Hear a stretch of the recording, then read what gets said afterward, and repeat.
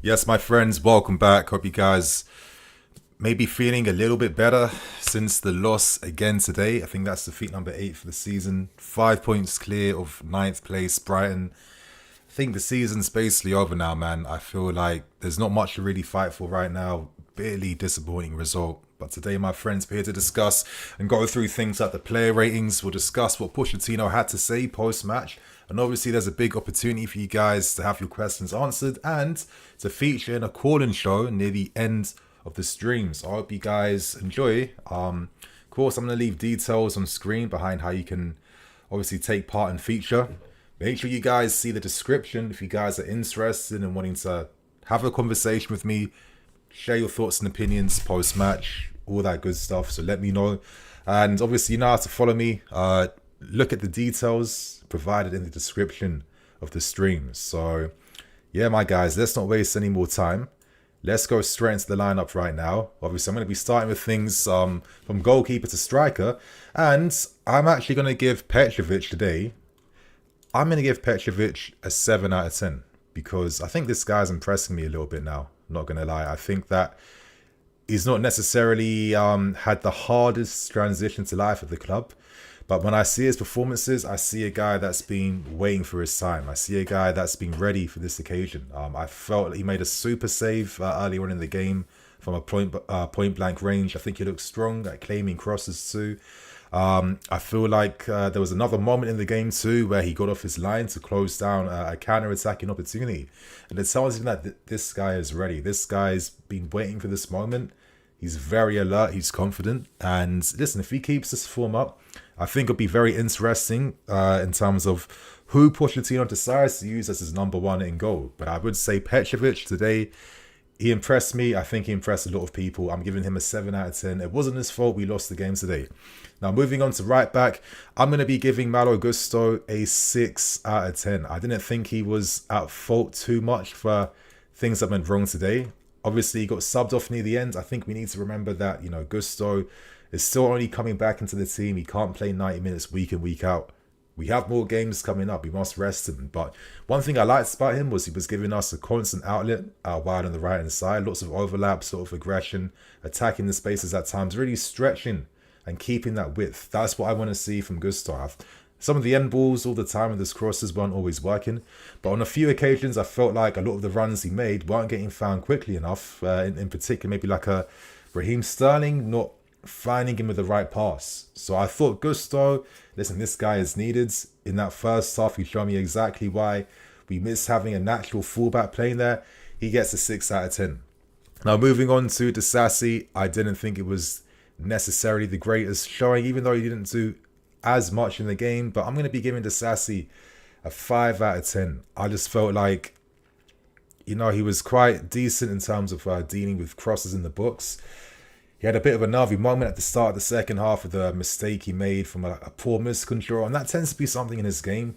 He can just have a flash or a moment where he's not fully alert or concentrating in game. And I felt like our backline was becoming a bit more porous. And I don't really see Disasi galvanizing the team. I think one of the things about his signing was that he had these leadership qualities whilst he was at Monaco. And I don't really tend to see him being that vocal presence that's really telling people where to be, what to do, etc., etc. Maybe I'm being a bit too harsh. I don't know, but it wasn't really inspiring me as much today, to be fair with you. So to move on to the next player, I'm going to be giving Thiago Silva also a 5. You know what? I'm not going to give him a 5 out of 10. I think that's too harsh. I'm going to give Silva a 6 out of 10, actually, because, listen, as the game went on, he wasn't necessarily at his best, but I remember a few good impacts from him in the first half in particular, where, a lot of Silva's defending is stuff that you don't really notice unless you're really paying attention. He's the one that sweeps up the danger. He is the one that preempts where the danger is coming from.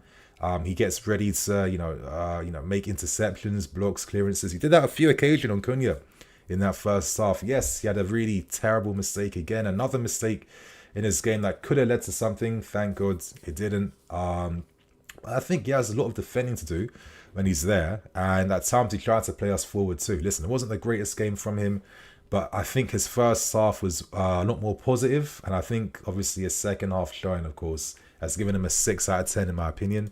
And for Levi Cole, I'm going to be giving Cole a 6 out of 10 as well too. I think out of all the defenders, he wasn't really showing up in terms of like losing out on duels, on getting beaten. On a few occasions, he was really stepping into midfield goods.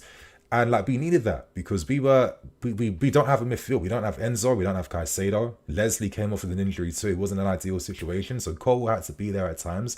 And I thought his passing selection and choices was good. You know, he played some good balls in behind. It's a shame our attacking players didn't always have enough with that, because if they did, you remember some of the good passes played at the back from Cole. And I thought in terms of his defending, in terms of like aerial duels, he was strong. And I thought he had Sarabia like in his pocket at times. Listen, I'm not saying it was the greatest game ever. It's a standard game. He gets a 6 out of 10. I'm going to be giving Connor...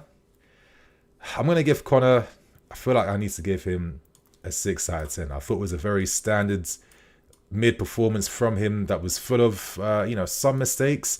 The reason why I'm not being too harsh on Connor is because we don't really have a midfield. I mean, at times he was basically there by himself for large parts of the game. Once Leslie went off, he had to go up. He had to like help with the build-up. There was a few times he allowed some runners in behind though. I thought I think it was like 2 occasions he was quite sloppy in the ball. He got caught in the ball under minimal pressure, which wasn't as good from Connor in that sense. But I think that he had a lot of responsibility on his shoulders. I think it was a bit too much in terms of just basically being in midfield by yourself. And listen, it was his most middest game of the season from Connor. But considering the consistency I've seen from him, listen, he was never going to play like at his best every game like this whole season, especially during December. In terms of Leslie, I feel like I need to give Leslie just like a standard 6. You guys might be thinking, Nini, why are some of these scores not 5s or 4s or stuff? Listen, we're going to get there. I don't think players like Leslie and co were at fault for what we did. I'm going to get to those main issues. The reason why I'm going to give Leslie a 6 is just for standard reasons. I just think that, listen, when we were playing well in the first half, like when we were controlling the counter-attacks, I thought Leslie was quite decent with Connor. On a few occasions, he was really using his height well to win those aerial duels. And he was helping us like maintain pressure in Wolves' half. I think we have to realise once Caicedo was out with a sickness, I think Leslie, of course, was kind of rushed back because we had no one else in midfield. Hence why he broke down later on in the game. So I felt sorry for the kids when it happened to him. Obviously, must have been waiting for this moment. Wasn't in the best conditions, and he did as much as he could, to be fair with you. So right now, let's move on to the attacking players. And you know what? I feel like I need to be fair and harsh. I'm going to start with Raheem Sterling. A part of me is feeling full, but I think I might just give him a 5, purely based on the fact that he made the assist for Nkunku in the end, even though it was a bit of a nothing. Actually, you know what? No, I don't know if I can count that. I might have to give Sterling a 4, to be fair. I can't get over that selfish decision-making that really stopped us making it 1-0. He's our experienced guy. He should know better. It's not the first time he's done it this season. It's been a bit of a habit this season of going for goal himself, being quite greedy, ignoring his teammates. Listen, I might get it on that perspective of these guys keep missing anyway. I need to take responsibility. I get that, but I don't think he's that guy to be taking full responsibility like that, especially when you should put the team first over yourself. And the right decision was to square the ball. At times he was getting dispossessed. At times he's just, under hitting passes. There was a few times he could have been playing guys like Gusto or Cohen behind. He weren't doing it. I thought some of his decision making at times too, really forcing it with some really bad crosses. And his dribbling too. Listen, he was a bright spark when we first started, but his game really started to come down a lot, especially after that miss. So I have to say Sterling, in terms of being the leader this team needs and the experience he needs in the final third, he was not there. So he gets a 4 out of 10 today. I can't get over that terrible decision making not to square the ball. I'm sorry, I can't understand that. I can't accept that. And to move on to Cole Palmer, I'll give Cole Palmer a 5 out of 10. I can respect the fact that the game was a bit difficult. Leslie coming off, playing in midfield, it's not your ideal position. But at times, so I just felt like with Palmer, listen, his decision-making wasn't perfect for this game. And when I give these reviews, it's based on the context of the game we just saw. I just felt like there was times when Cole Palmer was like taking shots when he should have been squaring the ball or releasing it. There was a moment where he could have slipped it into Nico Jackson. Instead, he took a shot And his shooting isn't really on target enough. It's not testing the goalkeeper. It's not forcing saves. It was a bit disappointing in that sense. I felt like sometimes, so the way he was like receiving, I felt like he was always like receiving backwards. He'd take a touch into space backwards. And I kept seeing Wolves players getting back into position. Listen, we can't be expecting Cole Palmer to be playing like prime Eden Hazard week in, week out. But not silly, we understand that. He'll have games like this during the season. This score rating doesn't reflect how good he's been for us throughout this season. But in this game today, it wasn't Palmer's best. I give him a 5 out of 10. Moving on to Nicholas Jackson. I feel like I'm going to be giving Nico... actually, you know what? I think maybe Sterling was worse in terms of the moment of the game. I'm going to be giving Nico a 5 out of 10. It wasn't great. I think my main criticism of him is... he's been here for like half a season and he still doesn't know when to take his shots early. Is it nerves? Is it panicking? Is it overthinking? To be fair, he isn't the only player that tends to take extra touches. I've seen it with Palmer. I've seen it with Sterling. I've seen it with Connor. I've seen it with a few guys this season. But, I felt like there was a moment where he could have controlled the ball better in a very favourable situation, receiving a Sterling cross, I think, and completely missed it. I think maybe he's looking a bit one-dimensional in terms of how he's always looking to touch with the outside of his boot and tries to cut inside before taking a shot. Like, you just won't get that time to do that. Listen, at times, I thought his link-up was good. He played more like the Nkunku role where he was dropping into play, linking up. That was nice. I can't dismiss that. I thought his pressing was good too. He made that run that should have made it 1-0 for us with that 3v1 near the end. They're the reason, and he made some good like clearances from defending set pieces. So this is what I mean by, I'm not gonna give him a 4 because that means it was really, really bad. I think what's really bad though is his finishing. But outside of that, he did do good things for the team. And listen, as a fan base, we gave massive credit and praise to guys like Timo Werner for doing stuff off the ball that wasn't scoring. And he'd miss worse chances than what we've seen from Nico. So I'm not going to be saying Nico's the worst thing I've ever seen. I'm going to give him a 5 out of 10. But I think one player I'm going to actually score worse, I might say has to be Armando Broja. Now, I have to say this real quick. I understand why he won't be at his peak form. We all know this. You need at least 1 year to get back from an ACL injury. Obviously, you've not had preseason. Listen, he'll need until next season to really fairly be assessed. But I think what I have to say, if Nico gets criticism, I think Broja might have to get criticised a bit more. There was 2 moments in the game. Obviously, he had the first opportunity on goal near the first opening minutes. We had like 3 good chances in the first 7 minutes. And, he completely missed it off target.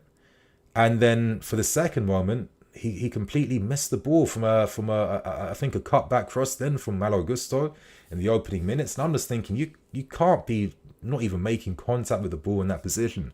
But the reason why I'm scoring him lower isn't just purely based on finishing. It's based on the details of his game. I think in terms of his hold-up play, it's not there. For a guy that's stronger than Nico, that's like bigger than him too, he doesn't really impose himself as much as he could against defenders. I feel like he's not really there aerially for us to give us a platform. At times, I thought his movement too, he wasn't necessarily that good today. There was a lot of times where he was just like a yard too short in making his run. Or there was times where he should have been more alert and he should have made runs to the channel a lot more to stretch the play. He just wasn't fully there, like mentally in the game. I'm sure the misses didn't help with his confidence either. But he didn't really give us much of anything. And obviously, I respect that he'll need more time after having such a major injury like that. But I just think today, it wasn't just even the finishing. It was just like the technical capacities of his game, the details there. He just wasn't the platform we needed. And I just felt like the movement today was really, really poor. So, they're my ratings for the first 11. I'm quickly going to do the subs real quick. We start with Christo and Nkunku. I'm going to give Nkunku a 7. I saw certain guys giving him like an 8 and stuff. I think that's too hyperbolic. He'll get there. He took his goal superbly well. I mean, that header, that cushion header, he made it look easy. He made finishing look easy. And I think a player like this has been a massive miss for us. And if we had him, we wouldn't be 10th. we might be like 7th or 8th, real talk. And Nkunku, very unlucky to not get even 2 goals. Obviously, he had his goal disallowed off the line by the finest of margins too. And it's just like, when he's in the box, you just know that there's going to be quality and end product that comes. And I'm actually feeling sorry that he signed for us during this time, where it's like, rah, I hope that we don't end up flopping in Nkunku's career, because the team just isn't ready right now. But again, great to have him back. I'm going to give Madueke a 6 out of 10. I think Madueke today, it still wasn't perfect. I'm going to start with the negative. I think at times he doesn't shoot early enough when he should, or he takes an extra touch. Like, he isn't, your Jacksons, your Broges, everyone. A lot of players are taking extra touches before they take their shots. There was a few times where if Noni was more confident, he would have cut inside. But again, he's coming back from injury again. You're not going to be in your best form immediately. But I liked the energy he came with. Like, when he was on the right-hand side, I felt like he brought a bit more danger. I thought there was something that could come from him. He was looking to force things. And I do think that this is a player that Poch should give some more minutes to support, in my opinion. In terms of Maatsen, I mean, not really much. I think the 6 is just like, I think everyone starts at a 6 for me. That's like the standards. And like, if you do badly, you'll get scored less. If you do good, you'll get scored more. But I just think it wasn't much time. A few overlapping runs, cool. Badiashile, I think he was quite unlucky. Listen, he came on at a time where the game was going against us. I don't think this score reflects his overall ability. But obviously, maybe he could have done a bit better for the second goal. I just think sometimes it's his body positioning. I remember there was a game where he was caught offside as well too. That was a recent loss for us. Like, I mean, so many losses now. They're becoming like a bit of a blur for me, to be honest with you. But I just feel like at times maybe like he gets caught on his side a bit and then he allows stuff in behind him. I just felt like if his body shape was more like open and squared off, I think that should have been an easy clearance to deal with. So I don't think that was the best impact. And I'm going to give a 5 to Mudryk as well too. I just think that actually to even give him a 5... I'm even thinking to give this guy a 4, to be honest with you. But I'll give him a 5. I think today, Noni had more threat down the right-hand side compared to Mudryk. Mudryk with the same little step overs into nowhere. When I see him play, I keep thinking he wants to have an overlapping fullback. I keep saying that. But the end product, the decision-making, doesn't really take any shots. Can't even force a shot for himself in a game like this we're trying to get back into. A bit predictable in terms of how he uses the ball at times. Not really much of an impact, if I'm being honest. And to be fair, I'm going to give Pochettino, I'm going to give him, I feel like I give him a 6. I'd give him a 7. I just thought like maybe the subs at times weren't perfect. And listen, it's only subjective. Maybe if you don't have a midfield, maybe use Matos. Like, he's one of the only midfield players you have. But I mean, again, does that really make a difference? What I'm saying, absolutely not. I'm going to give Poch a 6. I felt like he set the team up well. I liked the lineup. It was creating things for us. The moments were there for us to score. The players didn't take responsibility today. They were the ones to let themselves down. They let themselves down today. I mean, I honestly thought he did well in terms of how he started this game off. In terms of the subs, now I'm thinking about what could he really do? Once Leslie got injured, that really limited what we could do. I thought he brought on Nkunku and Kwe at the right time to make things happen. Could he have brought on Maatsen at left back earlier? I don't know. And does that make much of a difference? Most likely not. To be fair, I'm going to take away the 6 out of 10. I'm actually going to give Poch a 7 because I didn't think he was... I thought he did what he had to do. I think the players take more responsibility today. I think it's simply that. They let themselves down.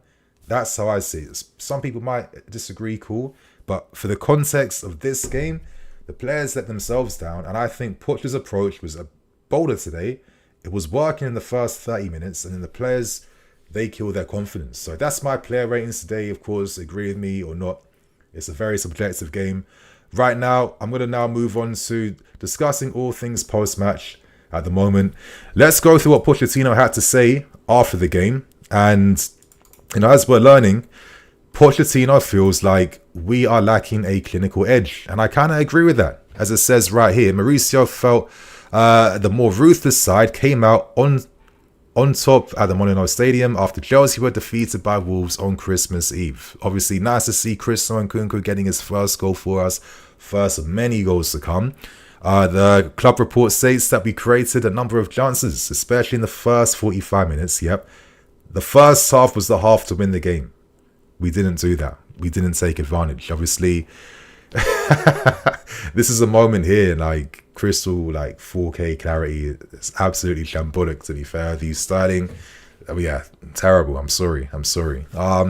Moving on, Poch says, of course, we feel very disappointed. I think we deserve much more than what we got, but we cannot hide from the fact that in a competition as strong as the Premier League, if you are not clinical, then you cannot complain. We created a lot of chances in the first half, but we did not score. We dominated the possession, but we always dominate possession. I don't even find it that sexy, to be fair with you. And we didn't allow a single shot on target for Wolves in the first half. We did. And that was the good thing about how we were closing them down. And this is why I gave Poch that 7 out of 10 rating, because I think it was working. We were creating more issues than we tend to create in these types of halves. And I think the players today messed up, to be honest with you. As he says, we didn't allow a single shot on target from Wolves in the first half. So I think we should have gone in at half-time with a different score. In the second half, we conceded a few corners and then allowed Wolves to take the lead. They were more clinical, and this is why the result is as it is. Poch was asked whether he thinks confidence in the side is an issue. What does he say? We've spoken a lot since the start of the season, and we know we are a young team. Some of these players are playing in the Premier League for the first time, and they need to gain confidence playing at this level. I'm guessing, Disasi, Nico Jackson, Leslie, Gusto. There's a few players there, I guess.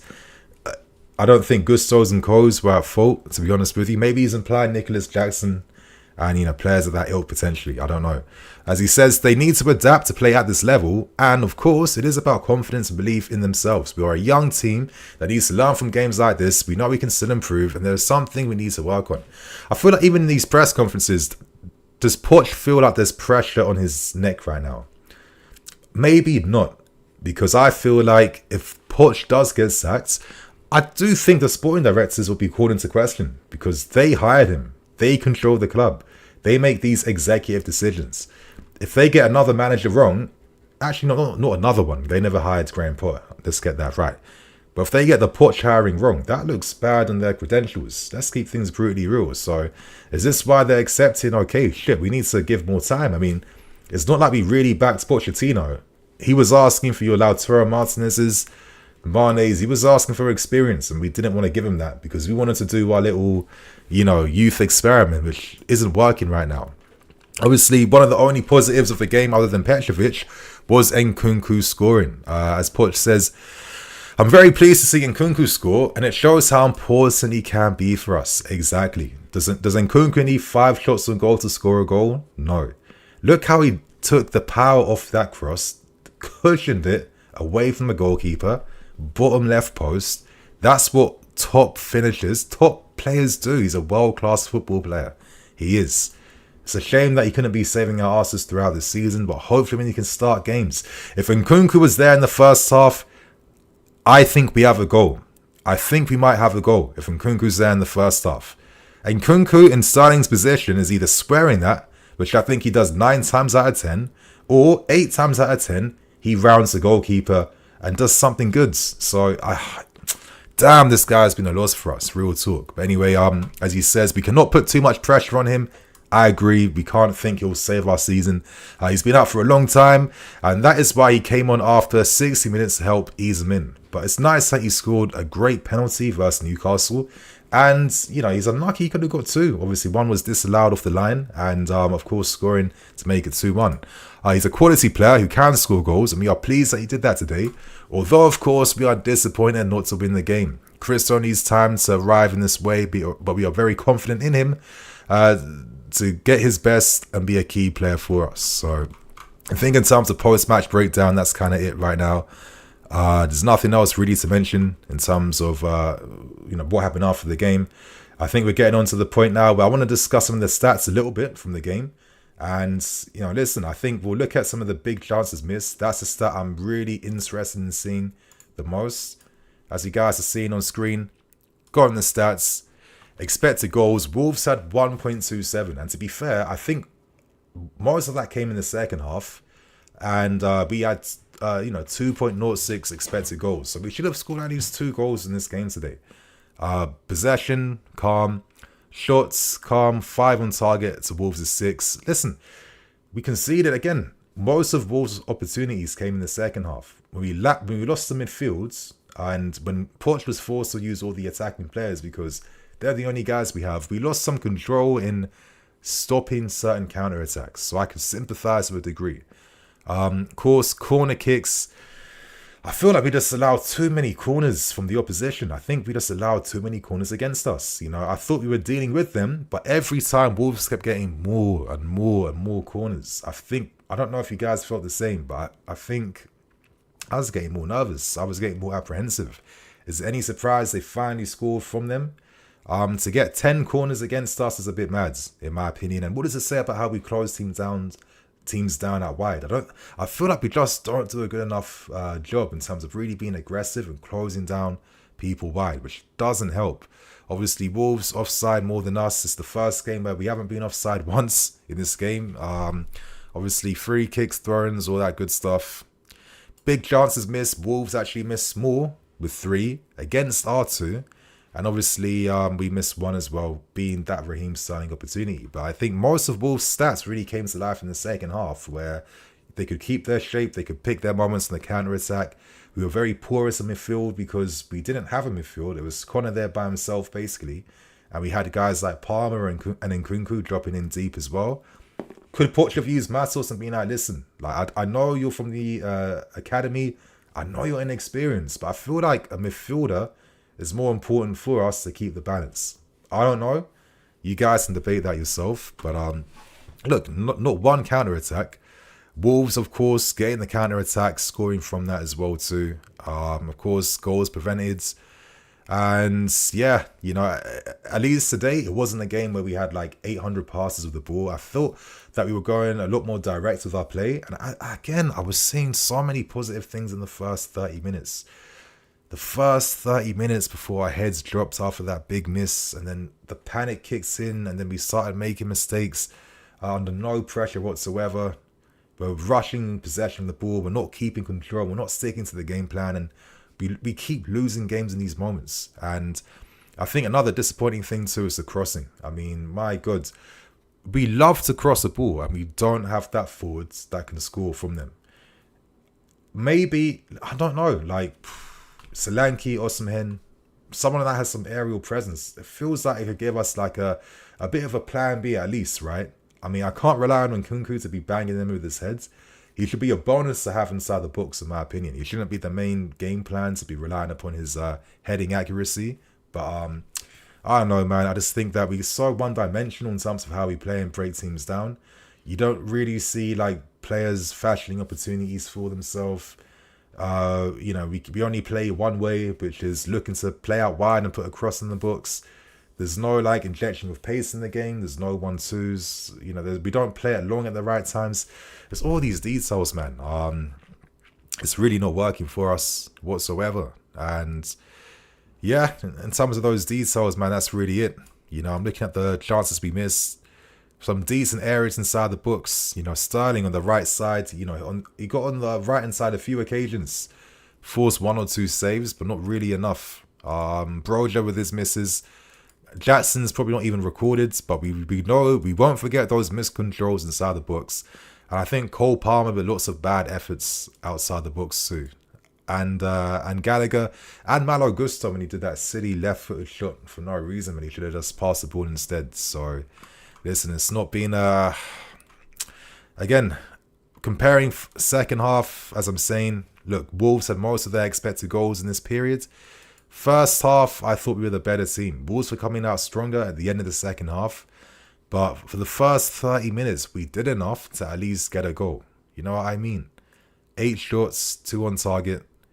We end the game in the second half in a similar fashion, but we did enough in the first half to get a goal, and I think it's really annoying. One big chance missed, which was a sterling opportunity, and I don't know, man. It's if we can't score, we're not going to do nothing realistically. So I think right now, my friends, I'm going to go through answering some of your questions. After that, I'm going to have some callers on, share your thoughts and opinions, all that good stuff. I'm going to be on for the next 30, 40 minutes, and then after that, I'm going to keep things moving and start getting prepared for Christmas tomorrow, man. So I'm going to go through some questions now. I think I got some super chats on the screen.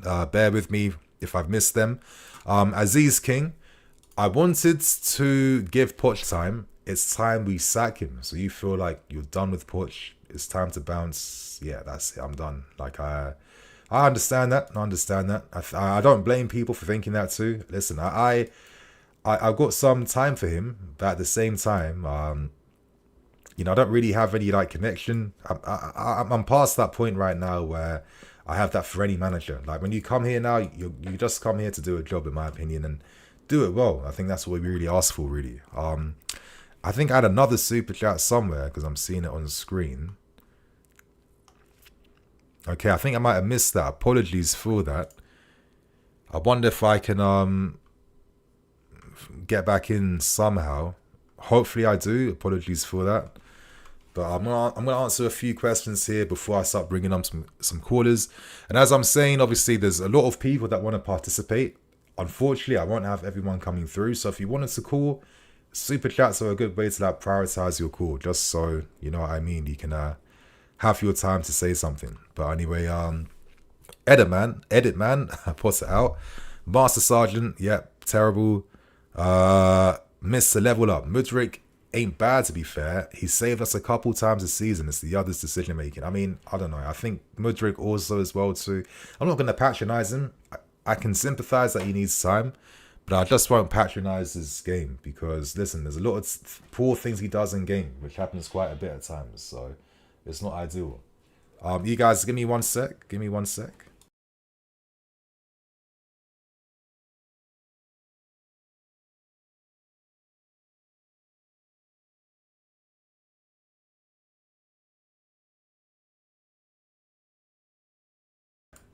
The missus had to ask me something real quick then. Sorry about that. But Fredo, the issue is some players, Madueke, Mudryk, Broja, Disasi, are just bad players. Yeah, real gems. Poch should be fired before the end of the night. Genuine Nkunku got his name from PSG from being a winger. Yes, that's how he started there. And then Tuchel used him as a wingback. Rebel, do you think this is literally our ends? Is Chelsea going to be huge again one day? Who knows? All I know is that you can't just you have to fight and work hard to be that type of club. It doesn't matter how much money you have, and I just hope that we're not in a situation where we've wasted a lot of money and blown a lot of things because we rushed the process. I mean, I've said this since last season. I mean, I was starting to feel like shit. Have we rushed the process? Okay, let me wait until the summer. Let's see what players we bring in. Let me see who we sell. But when I'm seeing this season now, it's really starting to scream. We rushed the process. You don't build a squad overnight. It should have been more gradual. We should have followed how clubs like Newcastle and many others have done that and built over time. Instead, we go back to square one again. I feel like what are we really learning in terms of Pochettino's football even?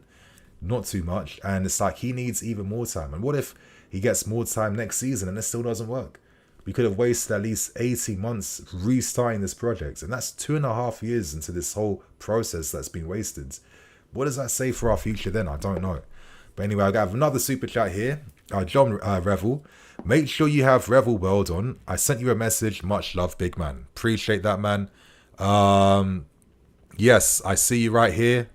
Accepted. And I'll make you the first caller very, very soon. So in the next minute, I'm going to have my first caller on the show.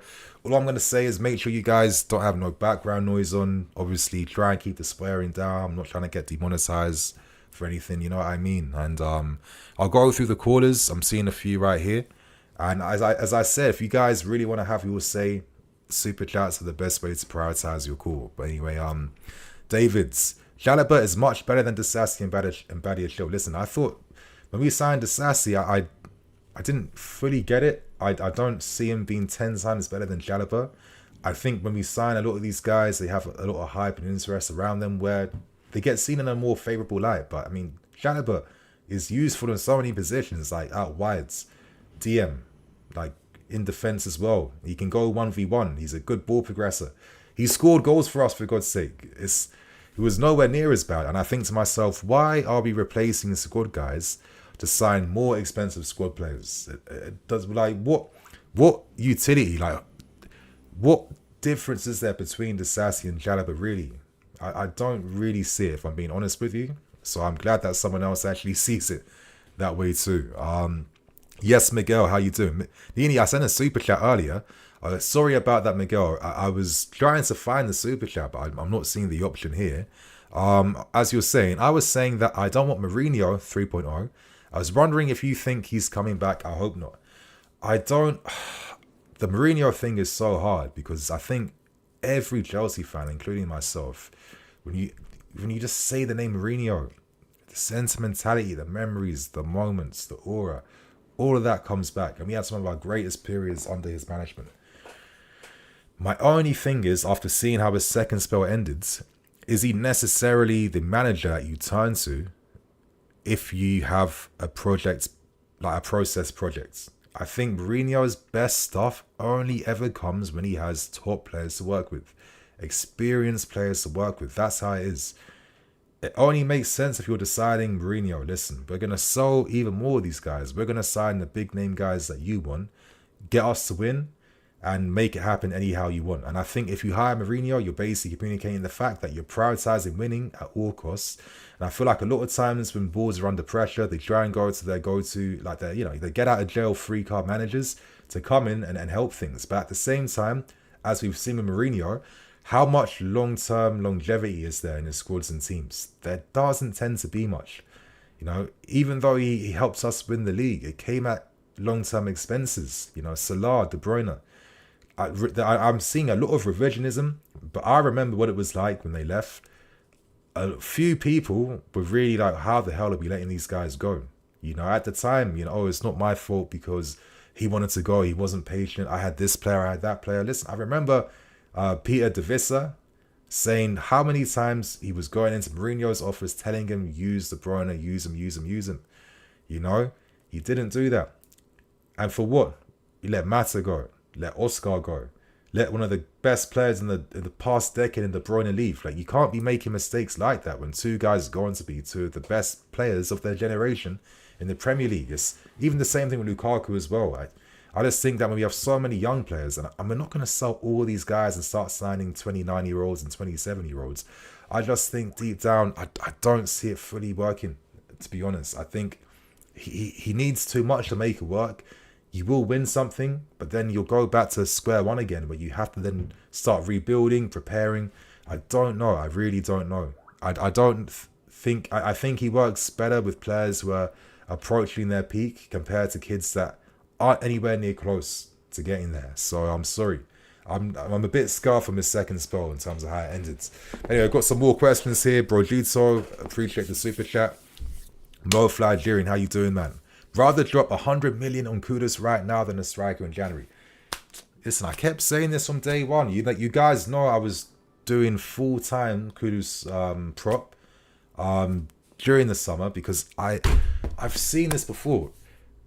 When you have crap seasons like this, you need your get-out-of-jail free card players.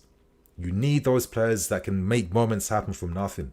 And Kudus is that maverick. He is that player. He is that game changer. He is that match winner. I kept saying these things. We needed him more than any other player. Look at his finishing with both feet, for God's sake. There's spectacular moments, the dribbles, the danger he creates, the moments he creates from nothing.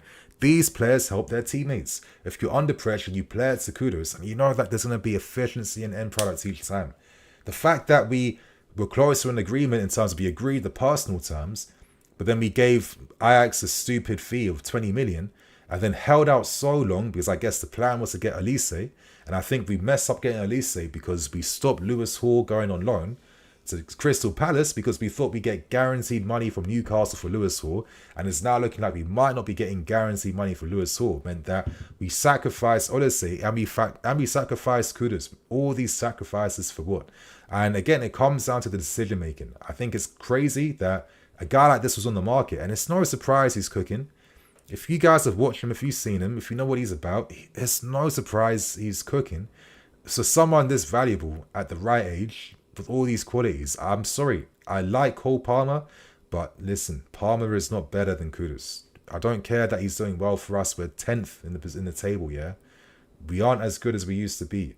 A lot of those goals have come from pens. Great pens. It's good that we have that. But I think this team, especially with the hardships we faced before Nkunku arrived, we needed Kudus to help us, you know? If your strikers are shit, you play him up front. If your wingers are shit, you play him on the wings. You play him 10. You play him in midfield.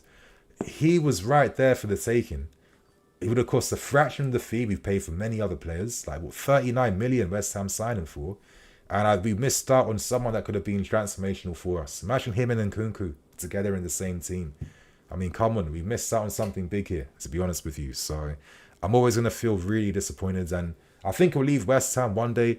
But now you're going to be paying... I'm not dealing with West Ham. Oh, yeah, good luck with that. Good luck with that. So, final super chat before I start bringing on callers. 300 truths. This team is made for Nagelsmann. I think it's interesting, but I think, again, I have to ask you guys this. Do you want us to return back to being a back three team predominantly? Like, because if you're a back three team, there's consequences that come either in midfield or up front. So it's not an easy decision.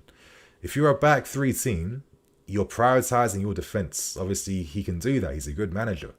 He works with young players. He's worked with Nkunku. I could imagine that back three system working here, but you have to fully back it. You have to fully go there. I know Nagelsmann does adapt, but I think back three would be the way he does things. So I have to ask you guys, if you want Nagelsmann, are you okay with going back to a back three team? And are you sacrificing midfield or attack to make that happen? And obviously, Brigitte for the calling. Okay, cool. So you know what? I'm going to start bringing on my first callers on the show right now. I've got my first one in Revel Worlds about to come on. I've just messaged him. I'm giving him a call right now.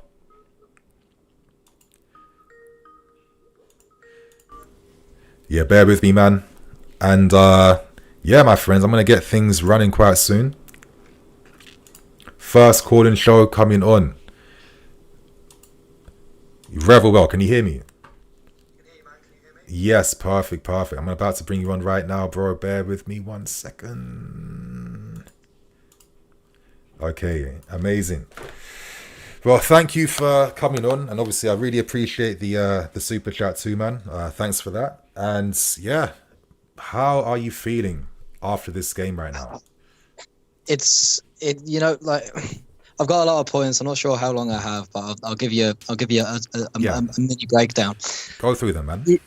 You look at how we were against Newcastle, right? And all this season, with all these new signings, you don't expect there to be, you know, this sort of team, you know, this really, really high level of team cohesion, and a lot of young guys. We lack leaders, you know, as well. And you saw the coming together and the scenes after the game of Newcastle. Mm-hmm. And you're like, right, okay, this could be a Kickstarter. You know what I mean? To come back from 1-0, they sat back most of the game. We conceded a silly goal, you know, Badiashile. I'm not going to hold it to him. I think he's still one of our best centre-backs, but definitely one of the ones with the most promise. And then you see just today, again, like players like Sterling. He's our main guy. He's on the highest wage. Yeah. And he's on a 3-on-1, not even a 2-on-1. He's on a 3-on-1 with the goalkeeper, and he goes for, like, what are you doing?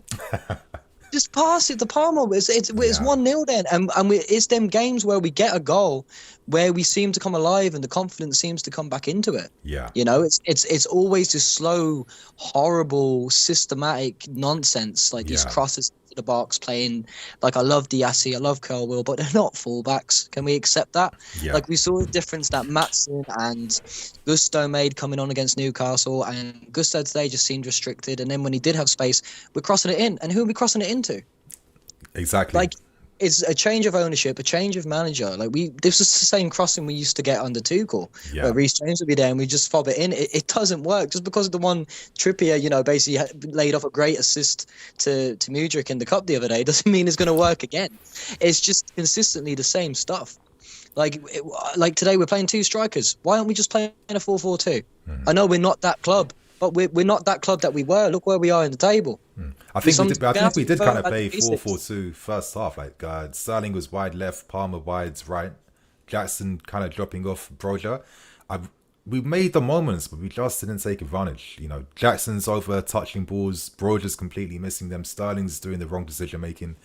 If we honestly, man, I think if we had Nkunku in that first 30 minutes, I think we have a goal, and I think this is a completely different game. But I have to say, sorry, I even interrupted, but I just felt like Poch did something bold for once by going 4-4-2, and I just felt like when we were creating moments against Wolves, we were creating different situations than we tend to do against teams that kind of sit back. Wolves did nothing; they barely touched the ball for 17 minutes. They can only play long balls forwards.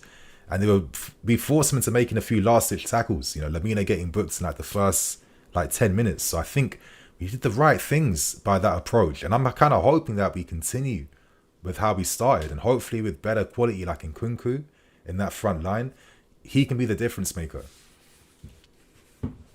Yeah, no, definitely. And I also want to give props to Madueke today, because it's obviously been a while. Obviously we know Poch came out and was like, because he was out partying when he was injured. We know it's all that, not that he's not been poor training, and we know what it is, but he just brings that little bit more. Even the last game he started, I believe, was against Brentford, the game we lost, and I think it was the first 25 minutes he was taking men on one-on-one, driving to the box himself. He hit the post. That's the sort of stuff we want to see. Yeah. He brings that sort of bite into the attack, which we don't seem to have. So I think after today, he's got to start. I think with Cole, obviously Cole misses the game against Palace, if I'm not mistaken. So that should give an opportunity, hopefully, there for him to actually play a game. And I'd like to see him get more than a cameo, more than 10, 15 minutes, because what else are we meant to do? Exactly. I agree. I mean, I don't want to do comparisons. I'm about to compare, but I'm not being too strict with it. But I just felt like maybe I felt there was something more from Madueke on the right hand side compared to Mudryk on the left. I think I'm hoping now that Sterling's going to be out for the next game, and I'm kind of happy with that, to be fair with you. I think he needs to think about how he played in this game today. I'm hoping Madueke now gets a fresh start, and I wouldn't mind seeing him combining with Gusto on the right hand side. I think a lot of times Madueke's by himself on the right. He's not allowed to drift in as much. I think that he could do that. So let's see what he does in the next game. And then the last thing then, I want to just ask you an opinion. Okay. I want you to name, if we were to make 3 signings in January, who, what type, and if you have names, what would they be and who would they be? I think if there was 3 positions, I've accepted up front we need something. I think this game today, Broja, Jackson, I think to have 2 young guys fighting it out, I think an experienced figure was needed alongside for that type of balance. So I think a striker, ideally, someone that has aerial threat. Tony? He's an interesting one. I know maybe Solanke's hat-trick against Nottingham Forest still in my memory. I just thought his winner, that header, it brought me back to goals in the past in the Premier League. I thought it was a spectacular header. And I think for a team like us, where we only have a plan A, I don't even think our plan B really is about spamming crosses in the box. I think that's the only thing we can do because we have no ideas. At least someone that has some aerial threat could at least be something to help us. So, definitely. Look, if Nkunku, sorry for cutting you, if Nkunku can win a header today, we know that we definitely can. You know what I'm saying? He's not the biggest, he ain't the smallest, but if he's finding space in there and our strikers aren't, aerial threats. It's not a good look, is it really? But an aerial threat is needed. I think midfield, I'm not buying anyone in midfield. I need to just use what I have, to be honest with you. Maybe got to go as well by the looks of it, which I don't think Yeah, any Chelsea I fan wants. don't think that will happen. No, Any I'd be Chelsea fan very with a head, surprised. I mean that. Any Chelsea Yeah, fan with a head doesn't want that right now. He's yeah. our best player by far. I think yes. Say, I mean, you can keep saying that. I fully agree. Yeah. So midfield's not.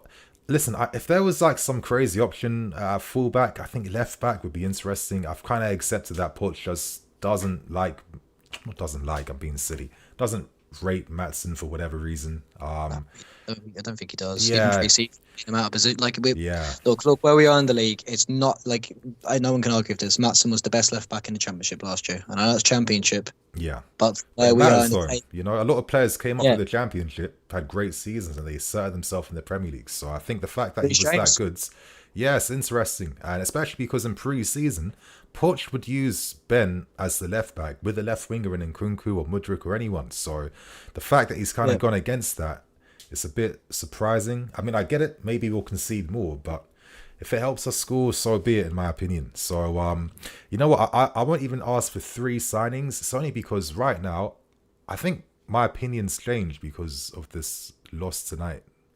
I've just accepted that even if we sign, what are we signing players for realistically? We're not going to get a European spot. If we do, we'll get it through winning the Carabao Cup, fingers crossed. Exactly. But I'll be really signing players for cup games, really. Like, I'd rather, you know, do the Liverpool thing of wait for your best targets in the summer, hold the conversations, do what you have to do now. Or if there's a possibility to sign top players in January, do that. But I don't want to see any, like, middle tier Kukurea-esque signings made in January in the hopes that it's going to actually save our season. I mean, what is that to really save now, to be fair with you? You know, we're 5 points off 9th place. I don't see us winning 2 games on the bounce for a long time, to be honest with you. So, yeah, I'm not too sure, man. But anyway, my friend, do you have any final points you'd like to make? I just want to say, Nini, thank you very much. It's been a pleasure, and keep up the good work, my guy. Keep on the grind. Oh, I really appreciate that, man. And yeah, really nice talking, and thanks for sharing Oh your yeah, views. Nini, give me a small shout out. Rev is the channel. People, I used to be on HITC. Some guys will know me. Yeah. Okay. Cool. You, leave me a message on Skype, and then I'll pass that the details afterwards. Then. You're great. Cheers, mate. Take care, man. You too. Right, Merry Christmas. Take care. Bye. Bye. All right, cool, my guys. I'm gonna have on the next caller very soon. Bear with me. Let me go. What's happened here with my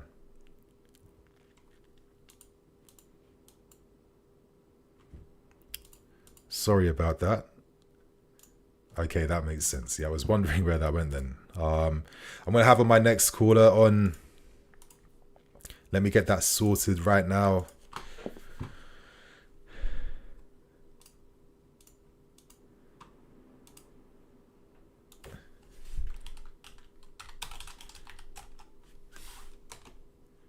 The next caller, if he's here, is going to be Henry Skinner. If you're still here, Henry, I just sent you a message. If not, okay, Henry is here. Okay, perfect. So I'm going to have on Henry right now, my friends.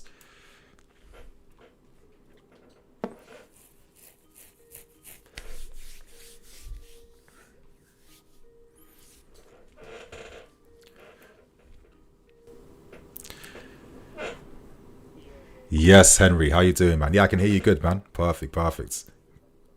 Okay, so I'm gonna have you on screen right now then. So, okay, next caller is Henry Skinner. Henry, man, what is on your mind after this game?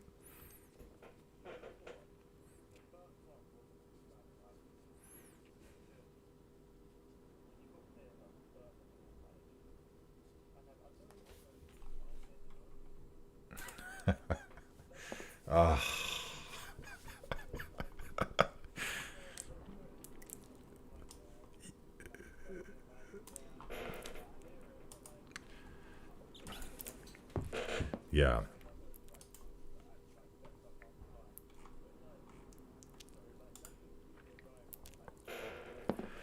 Yeah.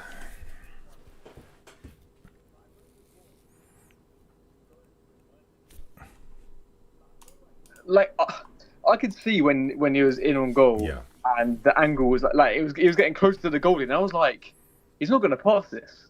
Like he didn't look up once, and I was thinking like, okay, so he's not going to pass. Is he just going to go around the keeper, which is fair? But then he's put it. He's put it the only place where the goalie can save it, man. Like I don't. It's dead. It's actually it's not the first time he's done it. I think there was that moment against Spurs in the counter attack. Obviously, there was a moment against Villa. That was the last time he should have squared it to Nico. Oh yeah, is that to Jackson? Yeah, should have squared that. And I think against United too. Remember that moment of the counter attack against them? I don't know if you do. Yeah. It's just I don't know. It's weird. Like Sterling's a guy like I respect. I think he is a good player. I just never ever thought he is like proper world class player. I think if you're at Man City and you're getting 20 goals regular, that's what I said. You know what I mean? You're gonna not stat pad, but no, but you're good. Your goals are gonna be inflated, of course, man. It's gonna be inflated a lot, man. And it's just like he's not a game changer. And I think my thing that puts him below like proper world class level is that his form always comes in patches throughout the season. Yeah. Even at Man City, that last season before we signed him for some reason. He got like double digits. He got 10 goals, didn't he? Was it like 10, 12 goals? Yeah, 10, 12 goals. But they came in like 3-4 different games. You know what I mean? It's not over a season. And it's just like they had to move him on because I think, the final end products, it's just not fully there. I think back in the day, if we had like, your Hazards and top wingers, I think you have Sterling as part of your four, right? But now that he's like the senior key guy, we look like that's your main man. That's supposed to be your main man. Yeah, like. It's starting to get shown up a little bit now. Not gonna lie. Yeah, I just don't. Yeah, because I said that earlier to my friends. I was like, if you're playing like, obviously I'm not gonna try to discredit Sterling's Premier League career. Yeah. Obviously, because like you what like 100 club, like you can't discredit it. But like I said, when you've got like the best, like you're playing for like arguably the best manager ever. Yeah. And you have De Bruyne, who's like top 5 Premier Fielders ever, one of the best creators of all time. Like like anyone's gonna score. Got like any half decent football player is gonna score goals in that Man City team. Like, and I said now you got him. Like, we don't use Sterling like City did, which we can't because we haven't got anyone that can actually do what De Bruyne does. They just whips the ball in and it's just causing havoc. It's like you can't do that now. So now you're seeing what Sterling would be like outside of Man City. And this is what it is. But, it's crazy. I mean, to be fair, he was someone pushed by Tuchel to sign. Tuchel, one of them, yeah. I think originally we were more interested in Gabriel Jesus until Tuchel pushed. Listen, I'm sure Tuchel, he would have worked under him. You know what I mean? Yeah. To be fair, like with Tuchel, like I would have backed it. I was like with Tuchel, just get him anyone he wants at this point. Like he's earned it. Yeah. Then it's like it's crazy. I just think too, like you know how I see it. He's on like over 300,000 a week. What is the market going to be like for Sterling afterwards? I think that you can only hope that he gets better.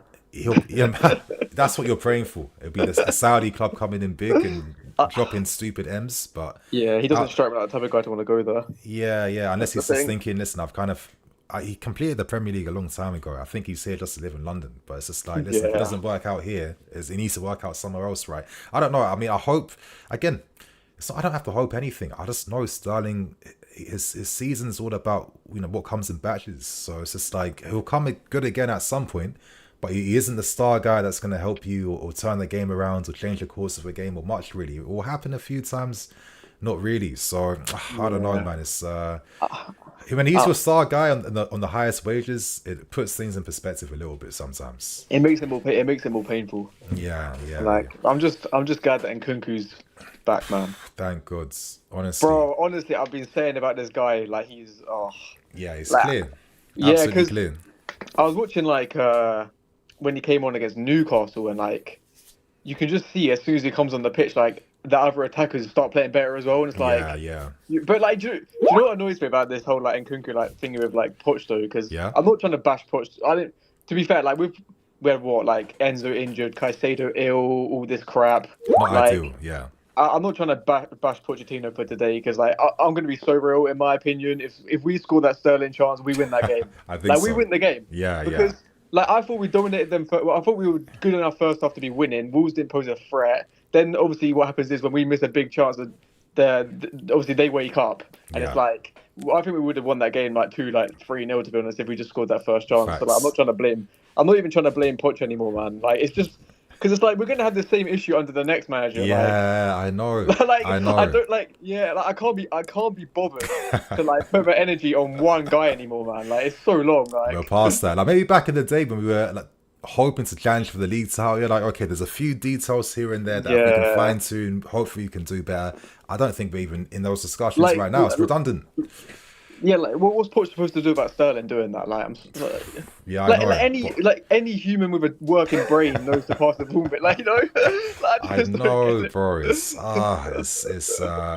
absolutely crazy. But again, but like no, continue on. Like, Sorry. Oh no, I was gonna say like with the results, like now, man, like I just like I'm not even I don't even care anymore. Like I looked at the lineup right and I was like, oh, I didn't really like the lineup, but then it's like, okay, let's just see how this works, isn't it? Because obviously they were like Jackson and Broya. That's the first time they started, isn't it, in the league game together? Yeah. Then it's like, let's see if it can work. It worked for the first half, like fair enough. Then like we come in at half time. Then what? Silva makes a mistake on the edge of the box like straight away. Obviously, they hit the post, didn't they? And I don't know if they scored from the resulting corner, but it was like 2 minutes later. Then they just score, and then he didn't even have to jump for that header, by the way. Yeah, like, I don't feel it. I know Leslie just was not even marking him properly. Yeah, like, one of the tallest guys on Laminas. I mean, I guess them details all the time. Just the way the team like capitulates. Like I think to myself, I might have to watch the game back again. But actually, would I do that before Christmas Day? I think I got some type of a life, to be fair with you. But I wonder, like, who are the players that like kickstart the little like mini breakdowns in the game? Like, is it like a collective team thing, or is it like the midfield stops working or something, or I don't even know. Do you know? I just feel like a couple of individuals. Like, I don't even want to bash Silva because it's like he's like 40 now. Like, but there's been too many times where like he'll make a mistake like that, and it's like.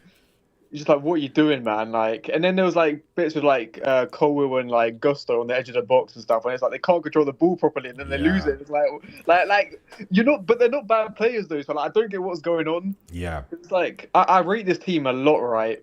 I think people on Twitter and stuff overrate the team a little bit. 100%. But like, it's definitely good enough for top 6 in my opinion. Yeah, I mean, that's what I thought. But now I'm seeing things a bit differently now, to be fair. I mean, I feel like we get beaten by most teams now at the moment. Bro, don't. and now I'm having those scary thoughts of like how many of our guys we're getting to certain guys' teams now. So it's like at least, do you know what? At least today, like, we're not going to get random rivals bashing Enzo and Caicedo, man. Like, it doesn't change if they're playing or not. Like, you know what I'm saying? Like, that's like, it's just like people need to realize that, like, it's like, I don't want to say like the culture, like, obviously the culture's changed the club drastically. Like, I don't want to say that's like affected performances, but it just feels the club just feels like it feels dead. I'm not going to lie to you. I hear you. Like, yeah, but, like it was a bit finished. Nah, I mean, yeah, that words. I'm not liking how synonymous the word finish is with the club right now, but I think that's the best way to sum it up. But Henry, man, any like final comments or observations you want to make before the next caller comes on? Yeah, man. I'm just hoping that against Palace, he gives Matson a chance at left back. Hopefully, Madueke can do something because he's got to start. Yeah. Then he should start. I don't know if Nkunku can start the game, but like, Palmer's out as well, isn't it? So like, we don't really have much choice.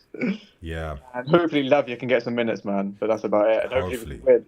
Yeah, and hopefully, fingers crossed, we do that. But anyway, we need to win. I know. But like one more before the year ends, you know what I mean? But anyway, Henry, man, thank you for coming on. Yeah, thank you, bro. Appreciate it. Be nice talking and have a good Christmas, man. Yeah, you too, bro. Take care, brother. Bro, you too. Bye-bye. Okay, so my guys, I'm gonna have on the next caller right now. The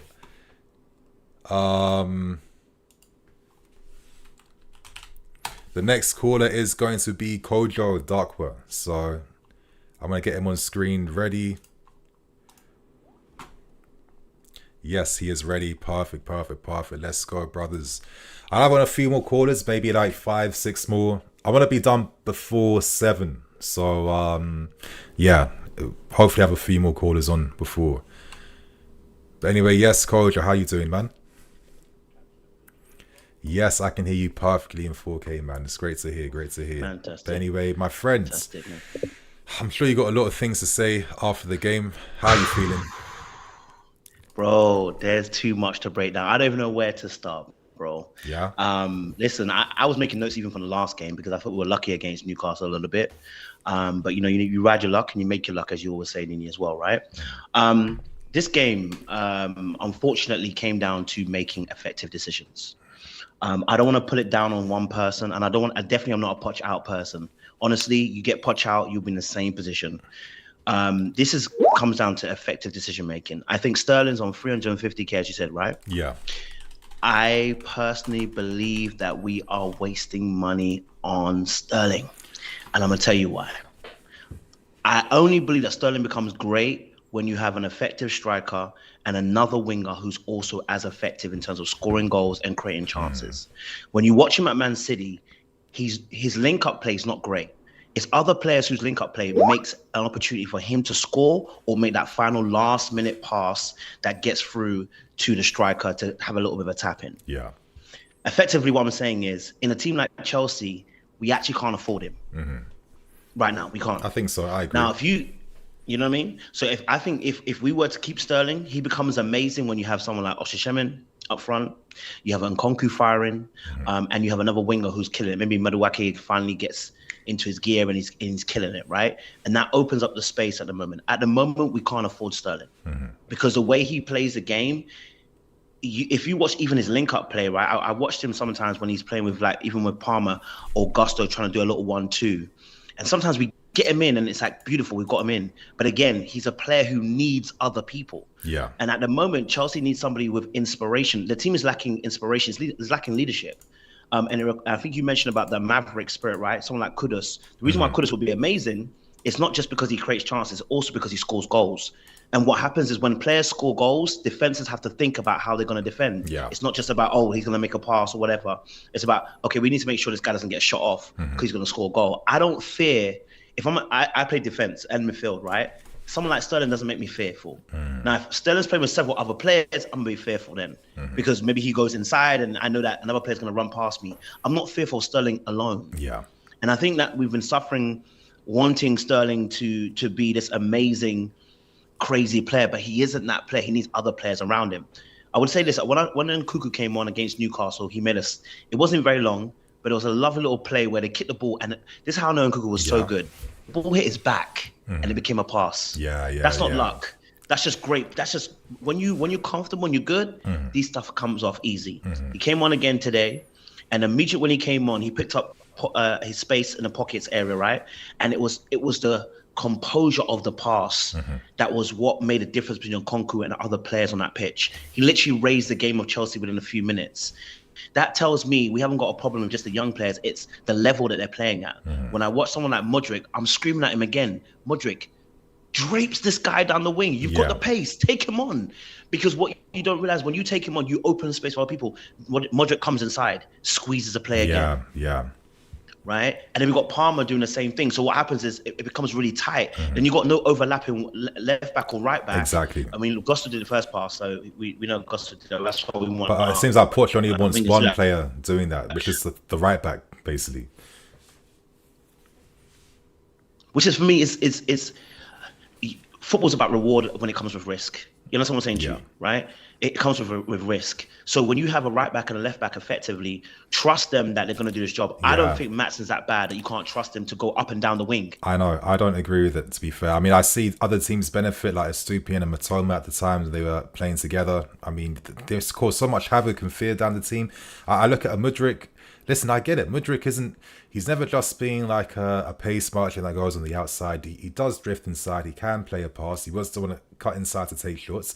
I feel like he can't play to his instincts. I feel like right now, I see it like this. Mudryk's never had the possibility to play to his instincts and his strengths in game. And I feel like there's this confusion between what the manager wants from him and what Mudryk wants to be. And I feel like there's not a balance in terms of how he can do both together. I think, listen, I'm probably wrong in this. My only answer I have is sometimes with guys like this, he's a guy where in like 2 years' time, everything will start to make sense and click in. There's going to be ups and downs, you know what I mean? But I think to start with that, he has to feel confident that he can play his game and he doesn't have to like strip everything down to the bare minimums the manager wants, because I think certain players can do that if they're not that great, but guys who are good, they want to feel they can do both right. So I don't know. I just think it's not saying it's the best solution, but just having a left back to help, I think could at least minimize some of the inefficiencies sometimes, you know. I agree that 100%, and I think I was drawing up a little diagram about what I was watching last night on the. I won't show you too much, but this is my little diagram. I was making notes, right? It's crazy. So with Mudryk playing the way he's playing, right? If you're gonna play the left back like Cole will, right? Because he's not gonna bomb past him. Then what you're gonna have to ask Mudryk to do is, Mudryk, you drop in, you come in, and you drop the ball with Cole will. And you spin and you sprint, and Cole drops the ball behind the defense. Because as you come in, that defender's coming with you, and then he spins and drops the ball over. You use your pace. But at the moment, what's happened is Mudryk drop, wants to come inside a little bit, and then it squeezes a play back into the center place, right? And then there's nobody in this gap on the left hand side, which means we're not actually using the whole of the pitch. So if you're not going to play proper, efficient left back and right backs, you have to ask your wingers then to come back, drop in, and spin and go, because that they need to attack the spaces. So there's no point having wingers like Mudryk and people like Sterling on the wings if you're not going to ask them to literally do what wingers do, which is hit them spaces. Otherwise, you're asking them to be inverted forwards, and if they're inverted forwards, I need to see goals. That means when Mudryk comes inside, I want to see you shooting. Exactly. I want to see some quality shooting from just about outside the box. I need to see it so that you put the defense on pause and some notice, so it again opens up pockets. And again, we had Broja on the pitch and we had Jackson on the pitch, and we failed to come with an effective plan to get these two into space where we can actually say, let your strikers be strikers. And then Kunku did something within a few minutes, man. That's crazy. To be fair, I did feel like we did that. I just remember so many moments of individual mistakes from both Nico and Broja that ruined a lot of moments that we created. I think that Broja completely not even getting that little cross on target, completely just missing that. I think that was kind of poor. That's a scoring area and situation. You have to be making contact with the ball. I think there's another moment, first half to Jackson, poor controls. I thought that we were finding new solutions in terms of like running in behind their lines, stretching them. We were a lot more vertical and very fast. Like we had like nearly 70% possession. I think it wasn't like one of those games where it was like passing sideways forever and you got like 800 passes. It was very direct a lot of times. And when Palmer was dropping into the hole, he was quickly releasing Gusto wide on the right or finding Broja in the channel. I kind of wish we kind of played like that since the start of the season against these types of oppositions, right? Because I think that maybe these guys are a bit more confident in this type of game as it goes on. The first 30 minutes was sick. After not scoring, we completely fumbled it, messed up, and then we know what happened from then on. But yeah, I don't know. I did feel like it was kind of working, and I guess my thing is I want to see a bit more of that. I hope Poch doesn't go back to just like closing up shop again, and you got to encourage that now, I think. I think my final point would say, you know what, I honestly believe this team needs someone like Ostersham up front. I think we desperately need him. Like I was happy to wait with Jackson, but I remember going back to playing football days, right? We had two strikers. One who I is that Goody Johnson and Hasselbank, or was more of a winger. Yeah, you know, and we play with somebody who's more of a winger than a striker. What tends to happen is team struggles because if they're not clinical, all the pressure goes back to the defense. This is why we're making defensive mistakes. I'm telling you now, if Sterling passes up, but we score, I bet you Badiashile doesn't make this mistake later on, right, when he comes on. Exactly. Because the pressure's added because we're not scoring goals. So, and that's what I'm saying about having somebody who only needs one chance to score makes a whole difference. This is why people like Hasselbank, people like Drogba, people like Costa were so effective because they only need one chance. And that one chance, sometimes it's not even something we created. Sometimes it's their own creation that they go and score a goal. So that takes the pressure off the whole of the team, and the team can now relax and play their game because they know that, you know what, we only need one chance. I know that right now, if you ask yourself this question, Nini, right? If the ball's to fall to somebody as a chance you want them to score that last minute winner, who are you picking? Out of a list of strikers? Out of the whole team. Even the whole team, not even just a striker, but the whole team is there. Who would you want it to fall to? It's only being Kunku all day, every day. There you go. That's it. Isn't that telling? Yeah. But if Drogba was in his team, we'd say we wanted to fall to Drogba. Exactly. If Costa was in the team, I'll say I want it towards Costa. Match winners everywhere. You know, but I mean, I can respect that. You know, not you can't maintain like a peak team forever. I think a lot of preparation and work goes into it. I think recently, the best example of a team transitioning away from being a super club and maintaining that form, I have to say, is Real Madrid. I just think they deserve a lot of credit in terms of how they've maintained the structures, the continuity, how they've phased players out at the right time, how they've kept them, how they sign early, and they had a plan over the years, and it's going up another level with Bellingham, and then probably Mbappe going there or someone big in the summer as well. And I think that's the best example I've seen recently. I don't even think Barca fully maintain that longevity like Madrid have currently. They did at a time, Neymar coming in and Suarez, but then it kind of went flat after that. But I think Madrid are the best case scenario of what you have to do. And I just think that if that's what it takes to maintain like being at the right at the top, it's going to take us a long time before we can even get back to that level, to be fair with you. I think hopefully Enzo's and Cole can get there. But realistically, man, these, it's going to be until he's like 24, 25 until he's doing the match winning stuff you want to see. Enzo's not getting shots on target like he should be. Like when your top guy who's 100 mil isn't performing that, it tells you, okay, we really aren't close yet to being that type of team. And I think it's going to get time. And if anything, I was hoping that this season's going to be a write-off. I want to see like a consistent, like attacking identity where it's like, I can accept we're going to concede and lose, but as long as I see an improvement in terms of the team know how to play, how to break teams down, I think creating is a lot harder compared to defending. You can fine-tune those details in the end. But like, I look at how Klopp came to Liverpool, instantly attacks the priority. They need to learn how to play this way. After that, we can fine-tune details. And I just think that if I have one criticism of Pochettino, it's been that he's been trying to do everything all at once. He wants us to be a team that keeps clean sheets, that also gets goals, that presses, that keeps possession. I just don't think for how young these guys are, they're that good enough to play like top quality. Like, listen, if he was at Paris Saint-Germain, I mean, he was there, but if he was at a top team where you're gonna give like a left winger, like let's say Vinny, the space that Mudryk has, Vinny is gonna be doing levels with it, and it will make a lot more sense. But for these guys, I just don't think they're good enough at the moment, to be honest with you.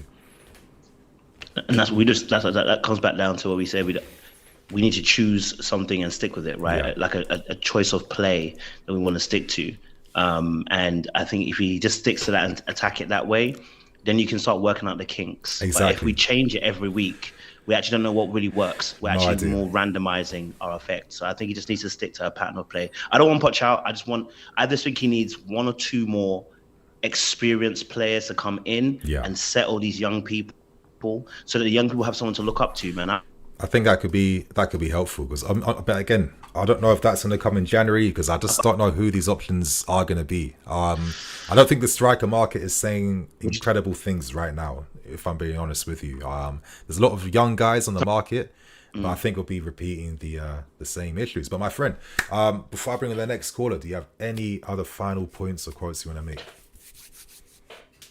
Listen, I said it last time. I think we need to be patient. Take a little bit of suffering right now.